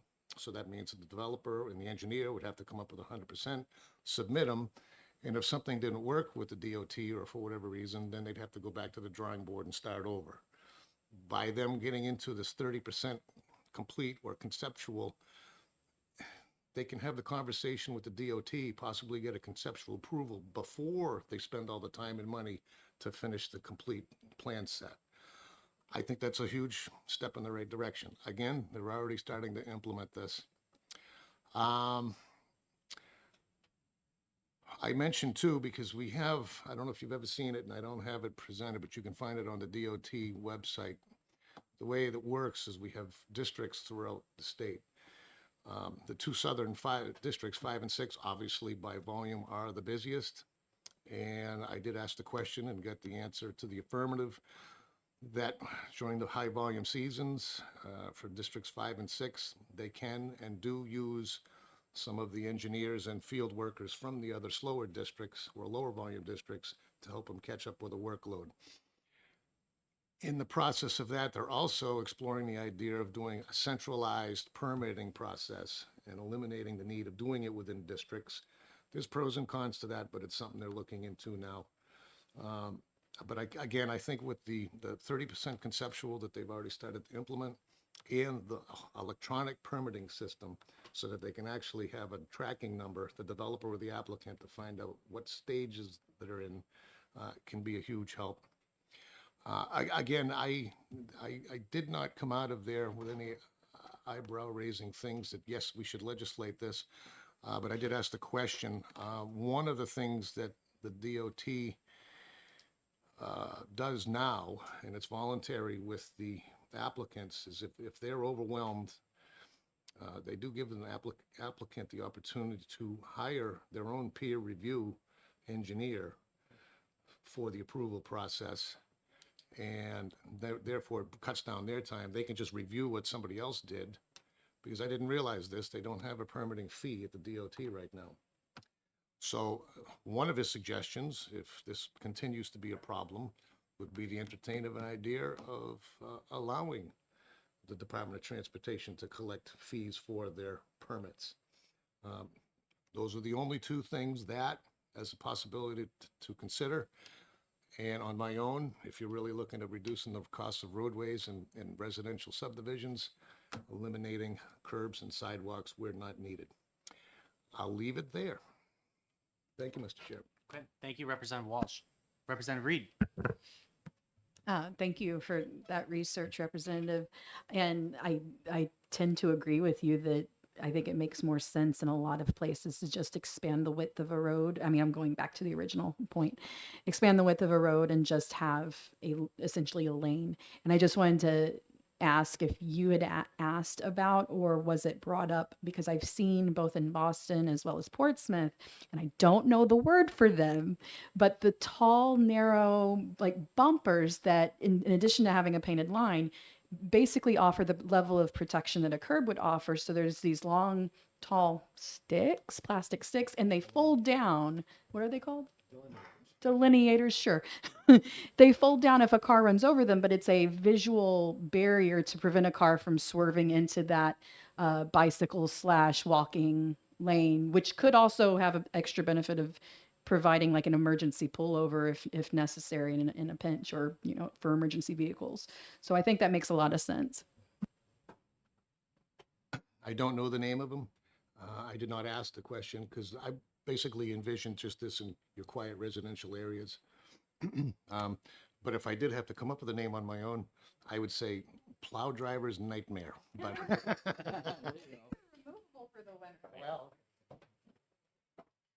Representative McConkey. Thank you. There was a bill that came through Public Works last year, I believe, or DOT had made the suggestion that they would like to move to having fee-based permits so they could do that. So I can't remember what the outcome was, if we put it into to study or not. I've always been a huge believer of painted lines on a road. I like a little wider road. There's a lot of calming happens. Walkable communities become better when you take the travel way, which is traditionally at 12 feet, and take it to 10 feet, especially through communities and secondary roads. And it gives the illusion to the driver that they have to pay a little more attention. So then if you had a 2-foot shoulder, it now gives you a 4-foot shoulder. A lot of road agents aren't as enthusiastic as me, but I always keep putting it out there, and it has a basis in truth. Representative Damon. I just want to weigh in also with support for the painted line as a cyclist. When you're biking where it's marked, drivers are notably more attentive and courteous versus the same width road without a line. There's a lot of territorial dispute is how I would put it, and bikers don't win.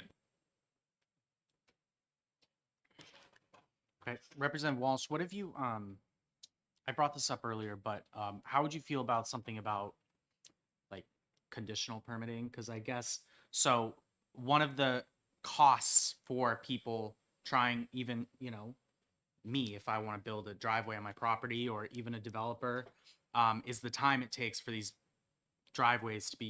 permits to be issued. How would you feel about legislation that would approve a permit unless there was notification from DOT that they needed more time to evaluate it? So I understand they're in a staffing shortage. Maybe that's part of the reason why they aren't approving them as fast. But one of the biggest issues developers had was the time it takes for some of these permits to be approved. And I know DES does something similar to what I'm proposing. So what do you think about that? at first approach, I'm not opposed to that at all, and for this reason. We've actually, by law, imposed time limits on zoning and planning boards, I believe, last year. DES is currently doing it. Do they have a time limit from application drop off? Is that what you just said? I'm not opposed to it. I'd like to do a little more research on it to see what number of days that would be effectively. Again, one of the admissions I got today from the department was all the problems and they understand what's going on. They're not using the manpower issue as a crutch by any stretch. But right now, all their solutions are anecdotal. They don't have any data of their own, and they're hoping that this electronic permitting system will start showing them where the problems really are. So as much as I'm not opposed to what you're saying, I don't know if it's ready. You know what I mean? I don't know what basis we're putting that timeline on without having any information that they do currently. So, Representative McConkey, do you have any information on DES, that permitting system, the condition permitting through DES, or you had something else to add? I have something else, but on DES, there are time limits on how long they must turn out a report by. Every time it creates better and better efficiency and, to the benefit of of our residents. There is, I'm not opposed to putting a time limit on a driveway permit. They may want it be a two-tier process, a simple residential as opposed to a commercial operation. I could see that. But from my permitting that I've done in several counties, it's well known that there are certain districts that will turn out a report, a permit much quicker than the others. And there are districts that cause an awful lot of more reporting to be done and mapping and so forth. So the point that Representative had mentioned next to me, that they will begin the process, that's positive. But I don't think it hurts us at all by imposing a number on that. And I think it's a good idea. And I think you're right with the two-tiered system. I mean, if we're looking at, single family residential that just wants, a driveway in a different spot, I see no reason why the state is in the way and hindering that, and if they need more time, you can put in the language, say all you have to do is send a letter that you need more time, and that would be allowed. So how's the committee feel about something like that? Good. Do you want to start drafting something like that, or would you like me to look into it? We'll talk afterwards. That sounds good. Okay. Representative Ochello? I'm just wondering about the actual effect of saying, okay, you can have as much time as you want, or you can have an extension, maybe one extension or something like that. If you write this letter, they could just have the copy machine going, at full bore, like printing out these letters and sending them out. How does that actually help that end user get their driveway permit faster? I don't see how requiring the department to send a letter helps anyone. Well, I like to think the department's not going to just print letters and send them out to every single person that asks for a permit. I think that the intent is so that somebody within a single family, area or residential area there should be reasonable timelines placed on these state agencies to issue permits. So I think you're what ifing it. I don't think that that DOT would do something like that, but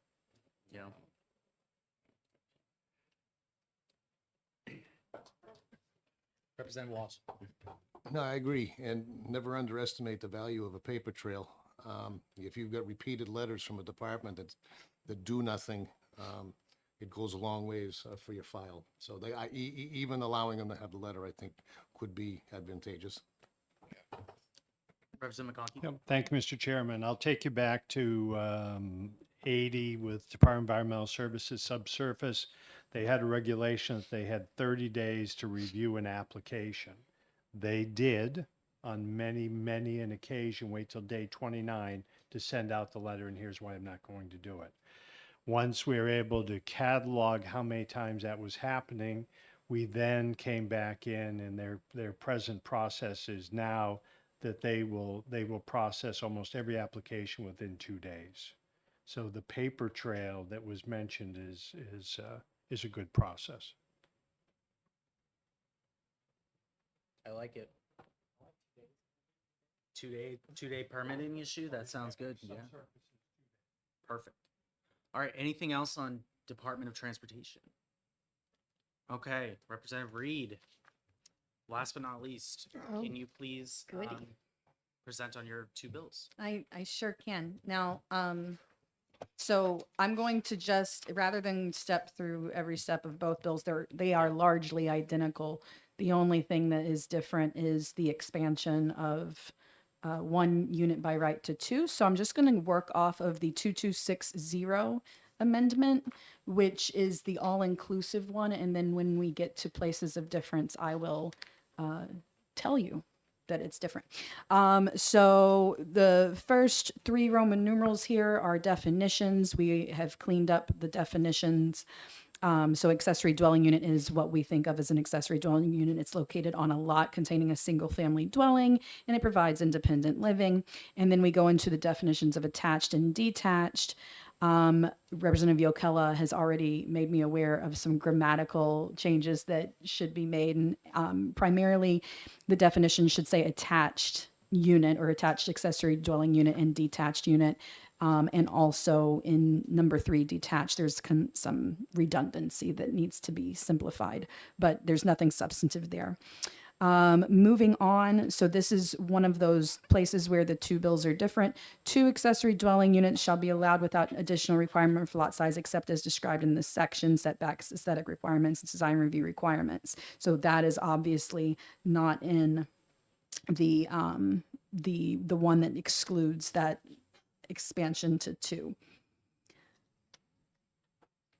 I will say that this part that is in the same area is on this bill, the 2260, but it's further down, so I will just wait till I get there.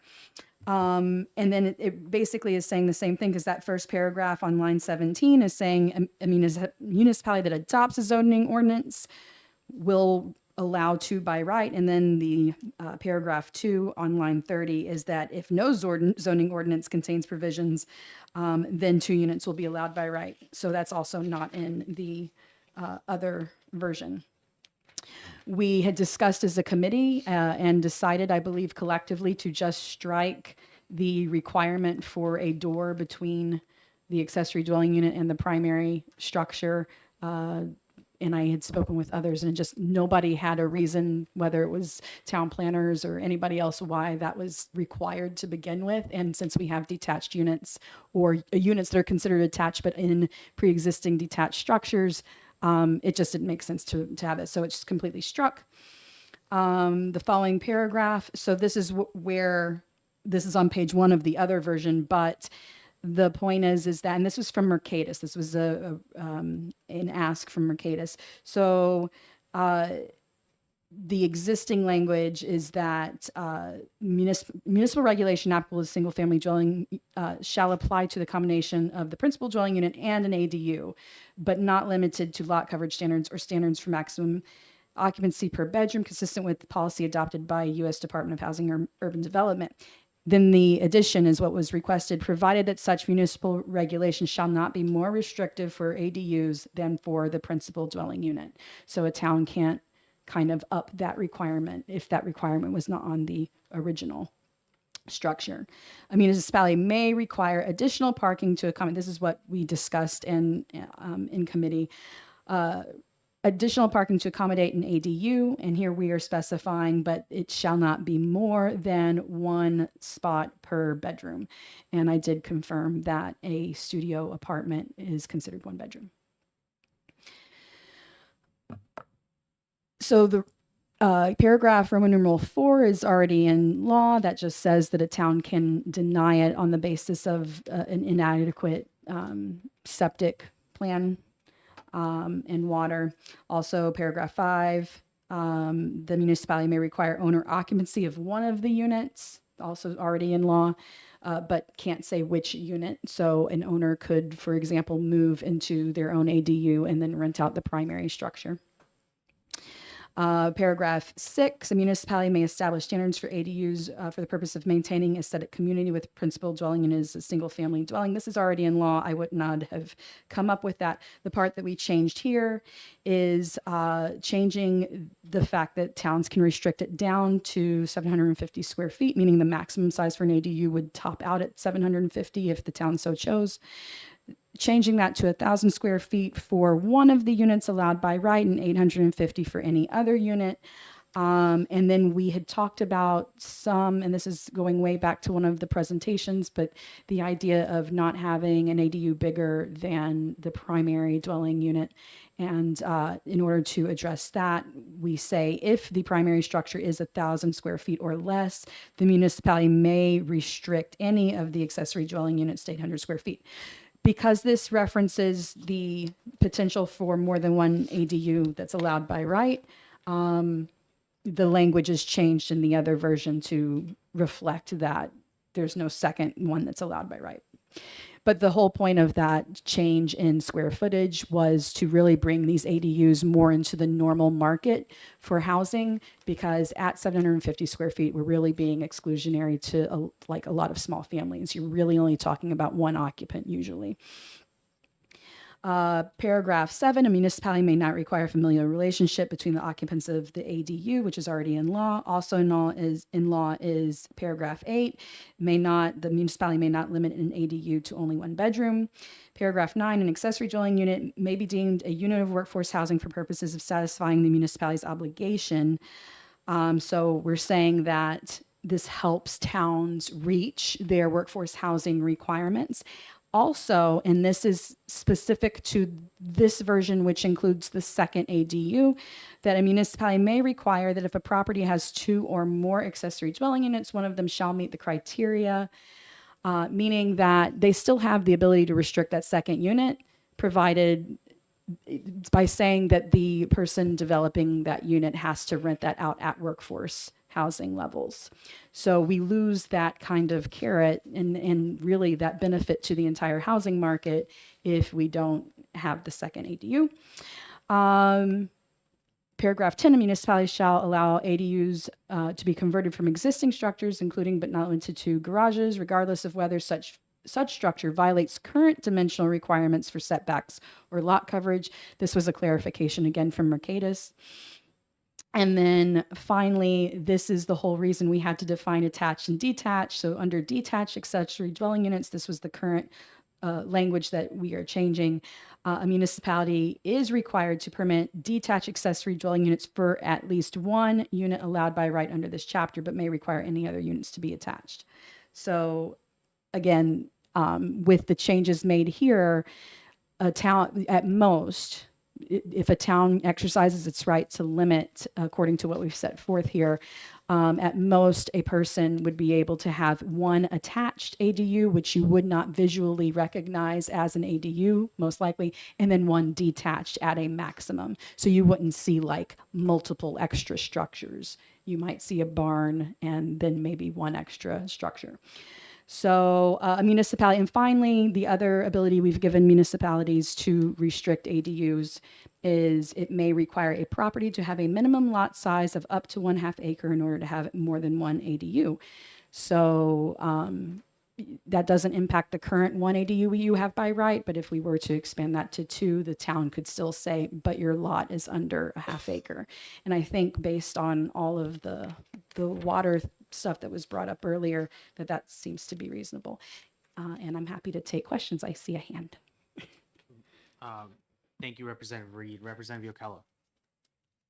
Thank you. So there, in that last paragraph, there is some differences between the two because there's no second unit allowed, I guess. And in the specifically on the other amendment, not doing the second, it does not allow the municipality to require minimum lot size of up to 1/2 acre. I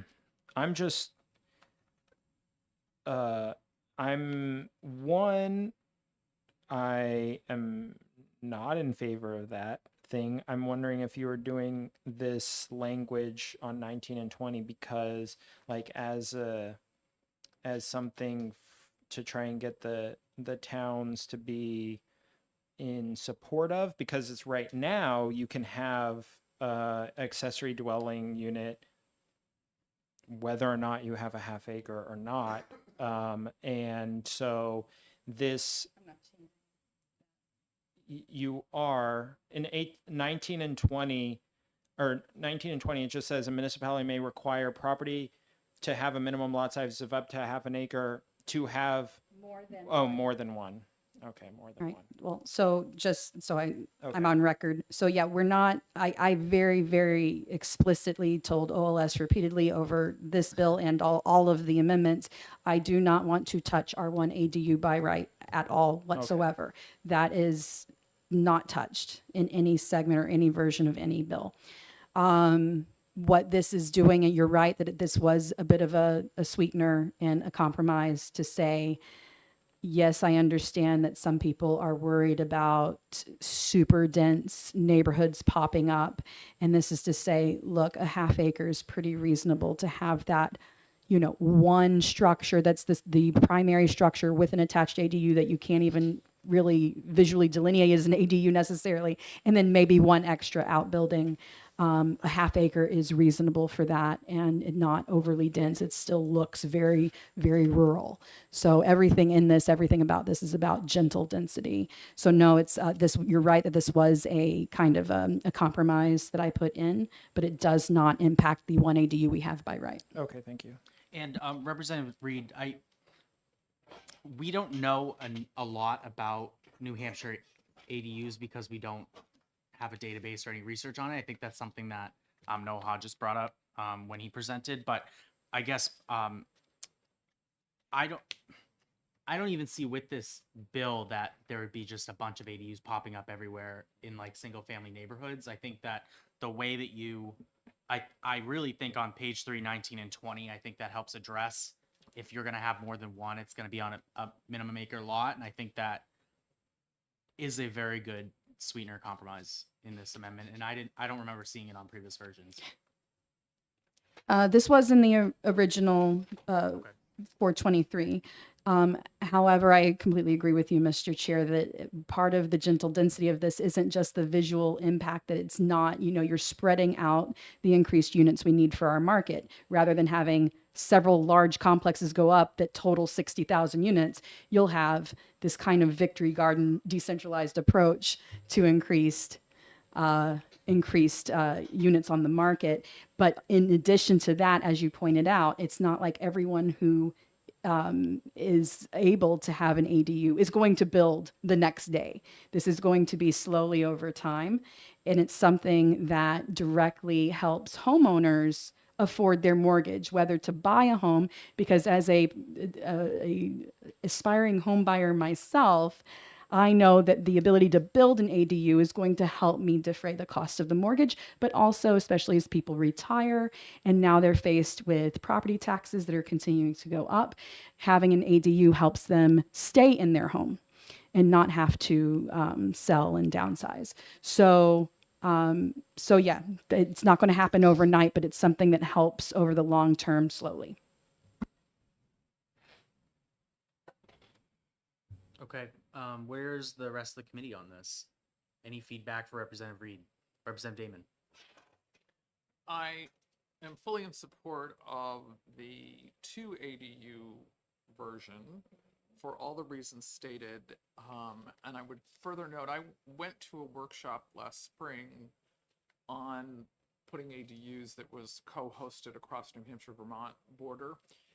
And one of the realities that was presented by several different folks, ADUs are not inexpensive to build. So we're not going to have an onslaught of them in existing homes. There's really nationwide data about that. And I could find a link and send to the committee. But I think this is a small part of our solution, and it's creative. It's good for young people as well as old people. Old people get to stay in their homes more affordably and pay those taxes, or if they still have a mortgage, which a surprising number of seniors do still have mortgages. And for younger folks, it makes them more able to become homeowners. So I fully support it. Representative DiLorenzo? I fully support it. Sounds like a really great plan. Number 2. Okay. Yep. There's 2 versions of this amendment. So are you saying you support both versions? Yes, Representative Damon. Representative Rudy. Thank you, Mr. Chairman. I support it also. I think there's such a shortage of rentals out there. I know a lot of people who have had to move out of town to go live with their parents because they can't afford the rents in Manchester. But the rental market is very bad in Manchester. People are going up like crazy on the rent. Young people can't afford it. This gives an opportunity for a family to turn part of their property into an ADU and bring their children home. Some people don't want to move back in with their parents because they have a significant other or whatever, and they just don't want to bring that person home. But with an ADU, it makes it a lot more comfortable for people to even bring the family together in many cases. I could name a half a dozen people that have had to move out of town because they have to move back with their parents, and this this would really take that part of the pressure off a lot of young people. Young people can't afford to buy. Interest rates are up. We do have that new mortgage with 1% down, but now you're financing more money. So I don't know, it's a catch-22 there. I'm in support of this. I think it might be a short fix for now, but I think it'll be beneficial to everyone. Thank you. Representative Walsh, I knew you were coming. I'm working around the table. Yeah. I appreciate all the work that's gone into this and the creativity. I still cannot support it. I look at the accessory dwelling units that are in current statute and understand and have no opposition to them. Accessory dwelling unit, that's why the door was in between the two units for family, for parents, in-laws, etc. This bill basically takes your single-family neighborhoods, or allows, actually, no, it by right, anybody that lives in a single-family neighborhood, which people like them, that's why they shop there and buy there. They're invested in their neighborhoods, they know everybody, and it turns it into a potential apartment type of development. And I don't see the commingling. Now, I look at something like this, and if a municipality wanted to adopt something like this, and the people in their town said, yeah, that's a great idea, let's do it, by all means. But for us as a state to look at every city and town in this state as a government and say, this is what you need to do and need to allow, I just think it goes too far for me. So I'll leave it at that. Yeah, and I'm just, so the May, don't we have to enable a municipality to adopt these regulations first before they're allowed to do it themselves? That's true. That's, yeah. So that's kind I of part stand of the corrected. language in here is that. But I'm gonna let Representative McConkey jump in first and then go back around the table. Thank you. I will support this. We have a tremendous need for housing.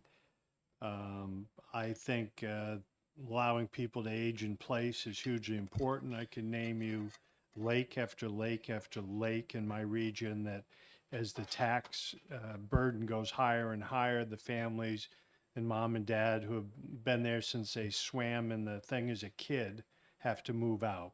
So I was fully supportive of ADU. I'll go to 2. I think if you had done this instead of trying to get 5, we would already have this right now. So I will wholeheartedly support this. Representative Reed. Thank you. I think the representative might be referring to the fourplex bill, which was not mine, but mine was always 2. But that's fine. But that's fine. I do appreciate the comments. I will just add that the expansion from 1 by right, which for the record, that was a bill that was put in by Republicans, and of course I support. But the expansion from 1 by right to 2 by right, what that really allows is to have that family member that you were talking about. And the current law does not restrict to family members. It's very clear that it cannot be restricted to family members, and they already can and are rented, and rooms in homes, in single family homes, just the rooms are also rented. So none of that is being impacted. That's already in place. That's already happening.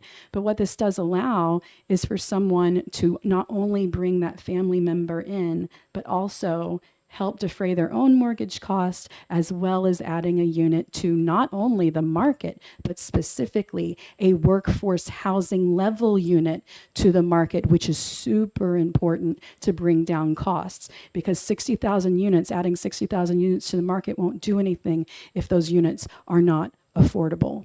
So, and again, as was already pointed out by other representatives, it is not easy to build a new ADU if you're building a new structure and it's not like a garage or a barn. And even then, it's not easy or cheap. So it's not like an entire neighborhood, all of a sudden, every single house is going to have an extra ADU. And certainly the visual impact, even if that happened eventually, it would still look very rural, but it's not like you're going to change the nature of an entire neighborhood. And I guess I'll leave it at that. And I appreciate the time, Mr. Chair. I think so. I grew up in Concord, and I grew up in a single family neighborhood, and I think our acres were like quarter of a lot, but it still had kind of the single family neighborhood vibe. So, I mean, a half acre is a lot of space. It's in my opinion, it's a lot of space, and it's not usually the typical size of a lot in a single family neighborhood.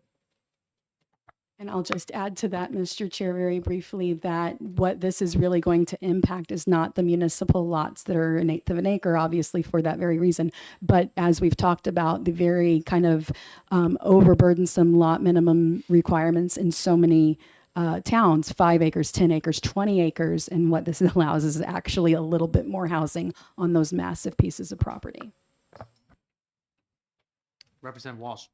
And I'm not welcoming a debate on this again. I just want to make a comment. My lot is 0.6 acres. It may look like a lot of space until you put 1,000 square foot house in the middle of it. Then it's no longer a big space. That is not a large piece of property. So I guess it's all a matter of perspective on this type of discussion. And I just think this goes too far from what we already have. That's all. Yep, and that's okay. I think I do want to thank Representative Reed for going to the drawing board 3 or 4 or 5 times and listening to the views of the committee. It's definitely made me more comfortable. I'm happy to co-sponsor whichever one you decide to introduce. Go ahead, Representative Yockello. I guess I didn't hear any thoughts from Representative Walsh about one versus another, if one would be able to be supported versus another, because it seems like if he's opposed to both of them, there's no reason to go with the non-2 one, right? If he's supportive of the non-2 one that fixes some other things, then maybe there might be incentive for Representative Reed to choose that one as, or if she, when she's considering filing legislation, that would be important information, I think. I didn't hear that from him, so I would be interested. Representative Reed. With the blessing of the committee and to simplify our work in the spring, I think it might be wise to just put in the one version and then have the amendment available should the committee eventually decide to get rid of the 2 and go with all of the other pieces. But at least you will have that language available to amend the bill. But I can just put in the whole kit and caboodle, and that way we're dealing with 1 bill instead of 2 bills. Yes, and we haven't heard from the public on this specific legislation, so that's a good idea. Representative Walsh, do you want to jump in on that? Yeah, thank you. Well, first of all, I just got the PDF copies of these this morning at 4:30. I did not have a chance, and I haven't read the second one, which is 2261H. Skimming it over real quick.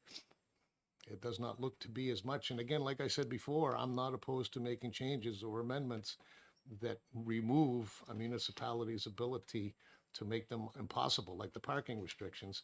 But to answer your question, in public, I have not reviewed the second one yet.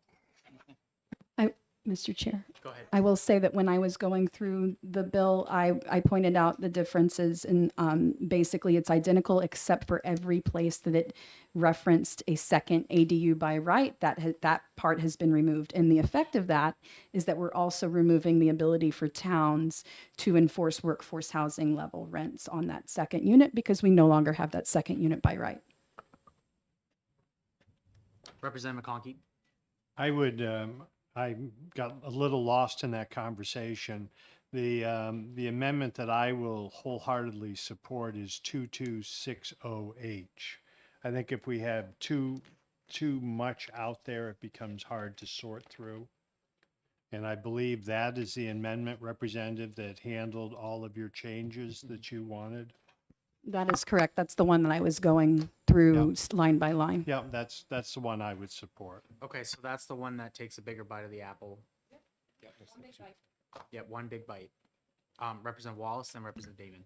Thank you. The other thing that needs to be considered is it's not going to be all over the place as previously stated because, a 750 to 1,000 square foot ADU is going to cost somewhere, $75,000 to $150,000 to construct.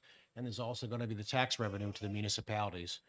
therefrom. So it's not going to be the immediate cure that people think it's going to be. There's going to be a cost of doing business with this.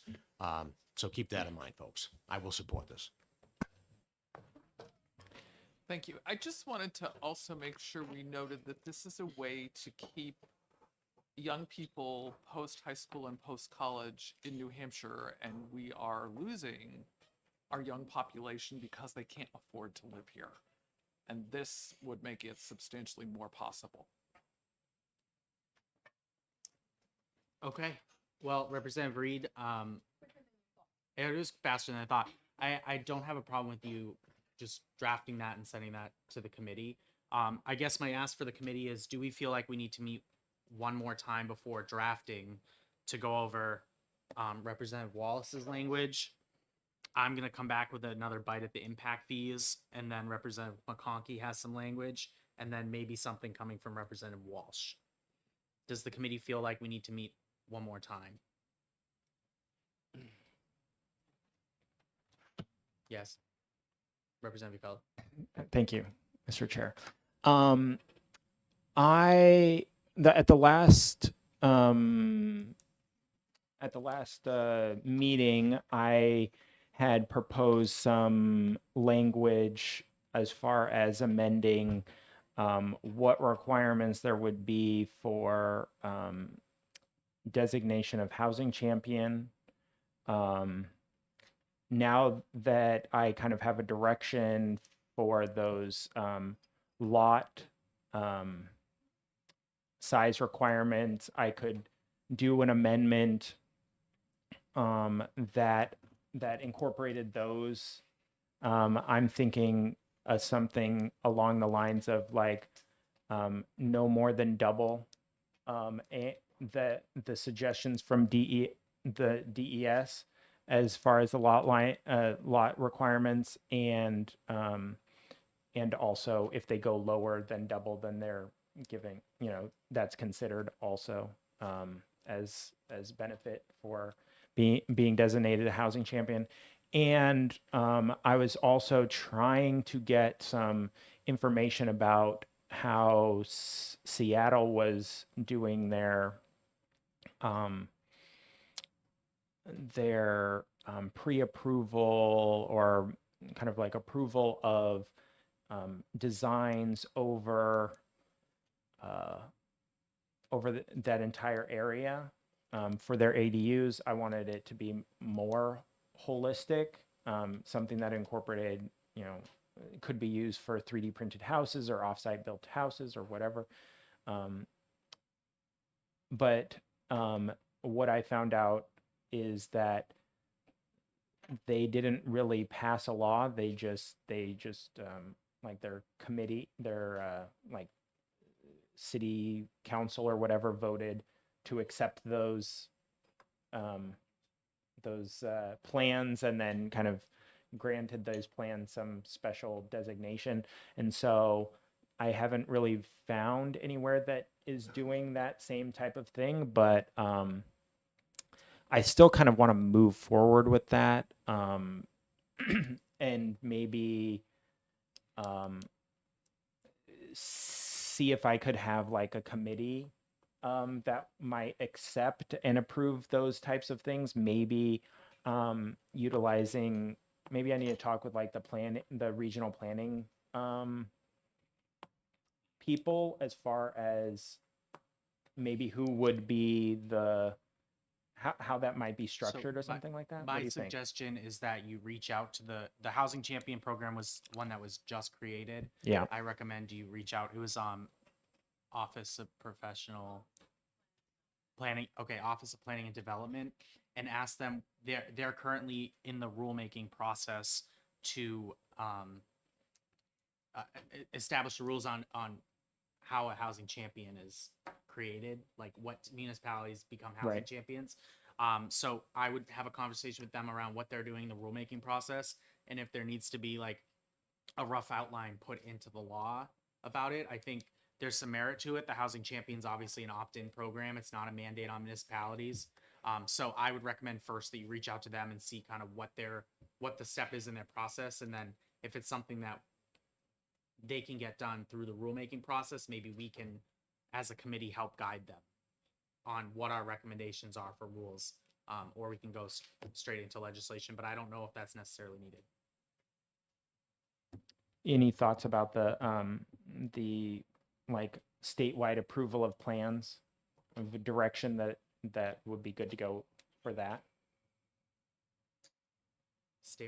Repeat what you, like new technologies? No. That might be the- For what I was talking about, for the last, I don't know, 3 minutes, where I was saying that Seattle approved some ADU plans citywide, I would like to see New Hampshire have a similar plan statewide that may work for any type of plan, whether that be a 3D printed plan or whatever. If you have this plan, you could go to a board that the state designates, and that if that plan was approved at that board, you wouldn't have to go to the local every single time you want to print this 3D printed house. That plan would already be approved, and you would only be going to local municipalities for the specific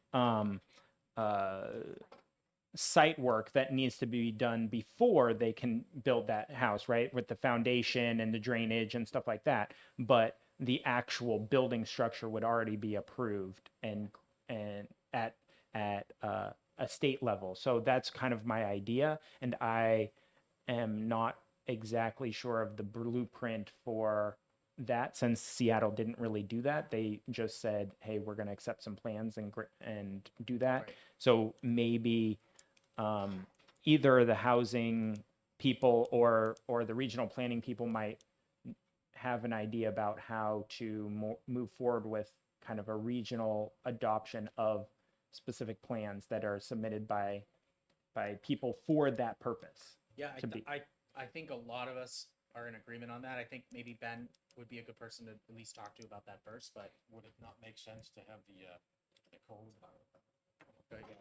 Would it not make sense to have the Building Code Enforcement Association, where they have all the disciplines needed, the engineers, the electricians, Oh, yeah. the plumbers? They could, and they understand all the engineering detail, and they could say, yes, this is a viable idea, and we bless this for statewide use. They already have the authority to handle disputes in those areas, so that might be a smart resource. Representative Walsh and Representative Damon. I shouldn't do this. I'm just inviting myself for a Marblehead moment. I guess I just don't understand this pre-approved house or model. Because even land use boards, planning, zoning, they deal with the subdivisions, the place you put the house. They're not even required in most cases to even see where the house is going to go, short of the fact that you've got a buildable spot outside of your radius for both well and septic. So and even if you had models, I guess, that were by approved, and again, I still don't understand this. I haven't seen requirements for what you want to build on a house. They would still probably need to be inspected by somebody, regardless of whether or not it was an approved plan. So I just don't understand. I'm missing something on this whole conversation. Representative Baruti. Thank you, Mr. Chairman. I think for many years I've been a modular home dealer, and we have those plans all approved. I've bought homes from Canada, from Pennsylvania, from other places. These homes are all approved. They've got a third-party inspector that comes in and inspects the wiring, the plumbing, everything. So if a plan's approved by a third party, they're acceptable in, I believe, every city and town in the state. So the plan itself the house itself is approved. So I'm not sure what you want to add on to that. Okay, Representative Yokella, and then I'll go Representative. So what you're talking about is a federal plan of approval. They were approved at a federal level. I'm saying not things that are not HUD approved plans, like not federally approved. It would be state approved. It would have a different level of approval, right? So you could be HUD compliant, or you could be just New Hampshire compliant, right? No, if I'm going to build a house, I'm going to build a house in Rochester, another one over in Dover, and another one in Concord. Every town has certain maybe difference of approval levels or whatever that they need. This third party researches everything that your town requires, and they approve it. And it's built to the approval. It's built to the requirements of every different city and town. So they won't even build it unless it meets all the requirements and it's inspected with all those requirements in place.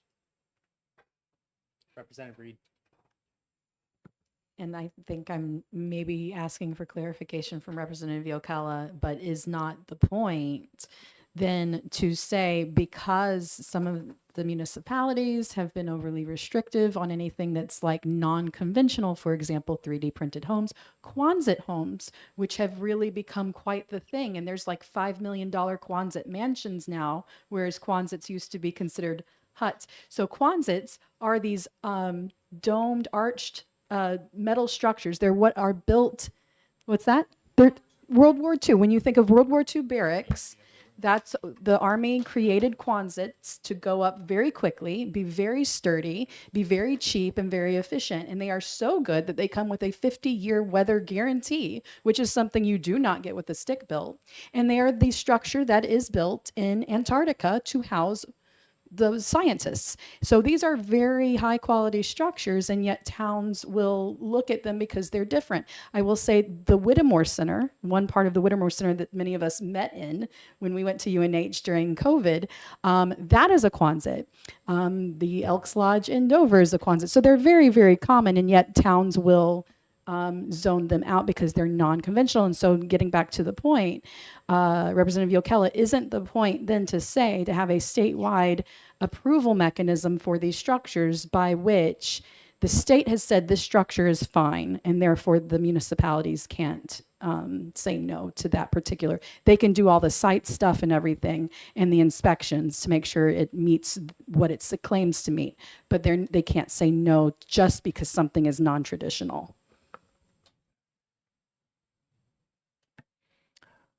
My goal was not to be so limiting to only innovative techniques, but yes, if something is, let's say, unconventional and the person is building, 10 of these homes and they don't want to have to go and explain the science of why this works 10 different times. They just want to do it one time to a governing body that oversees and can understand and doesn't have maybe that bias.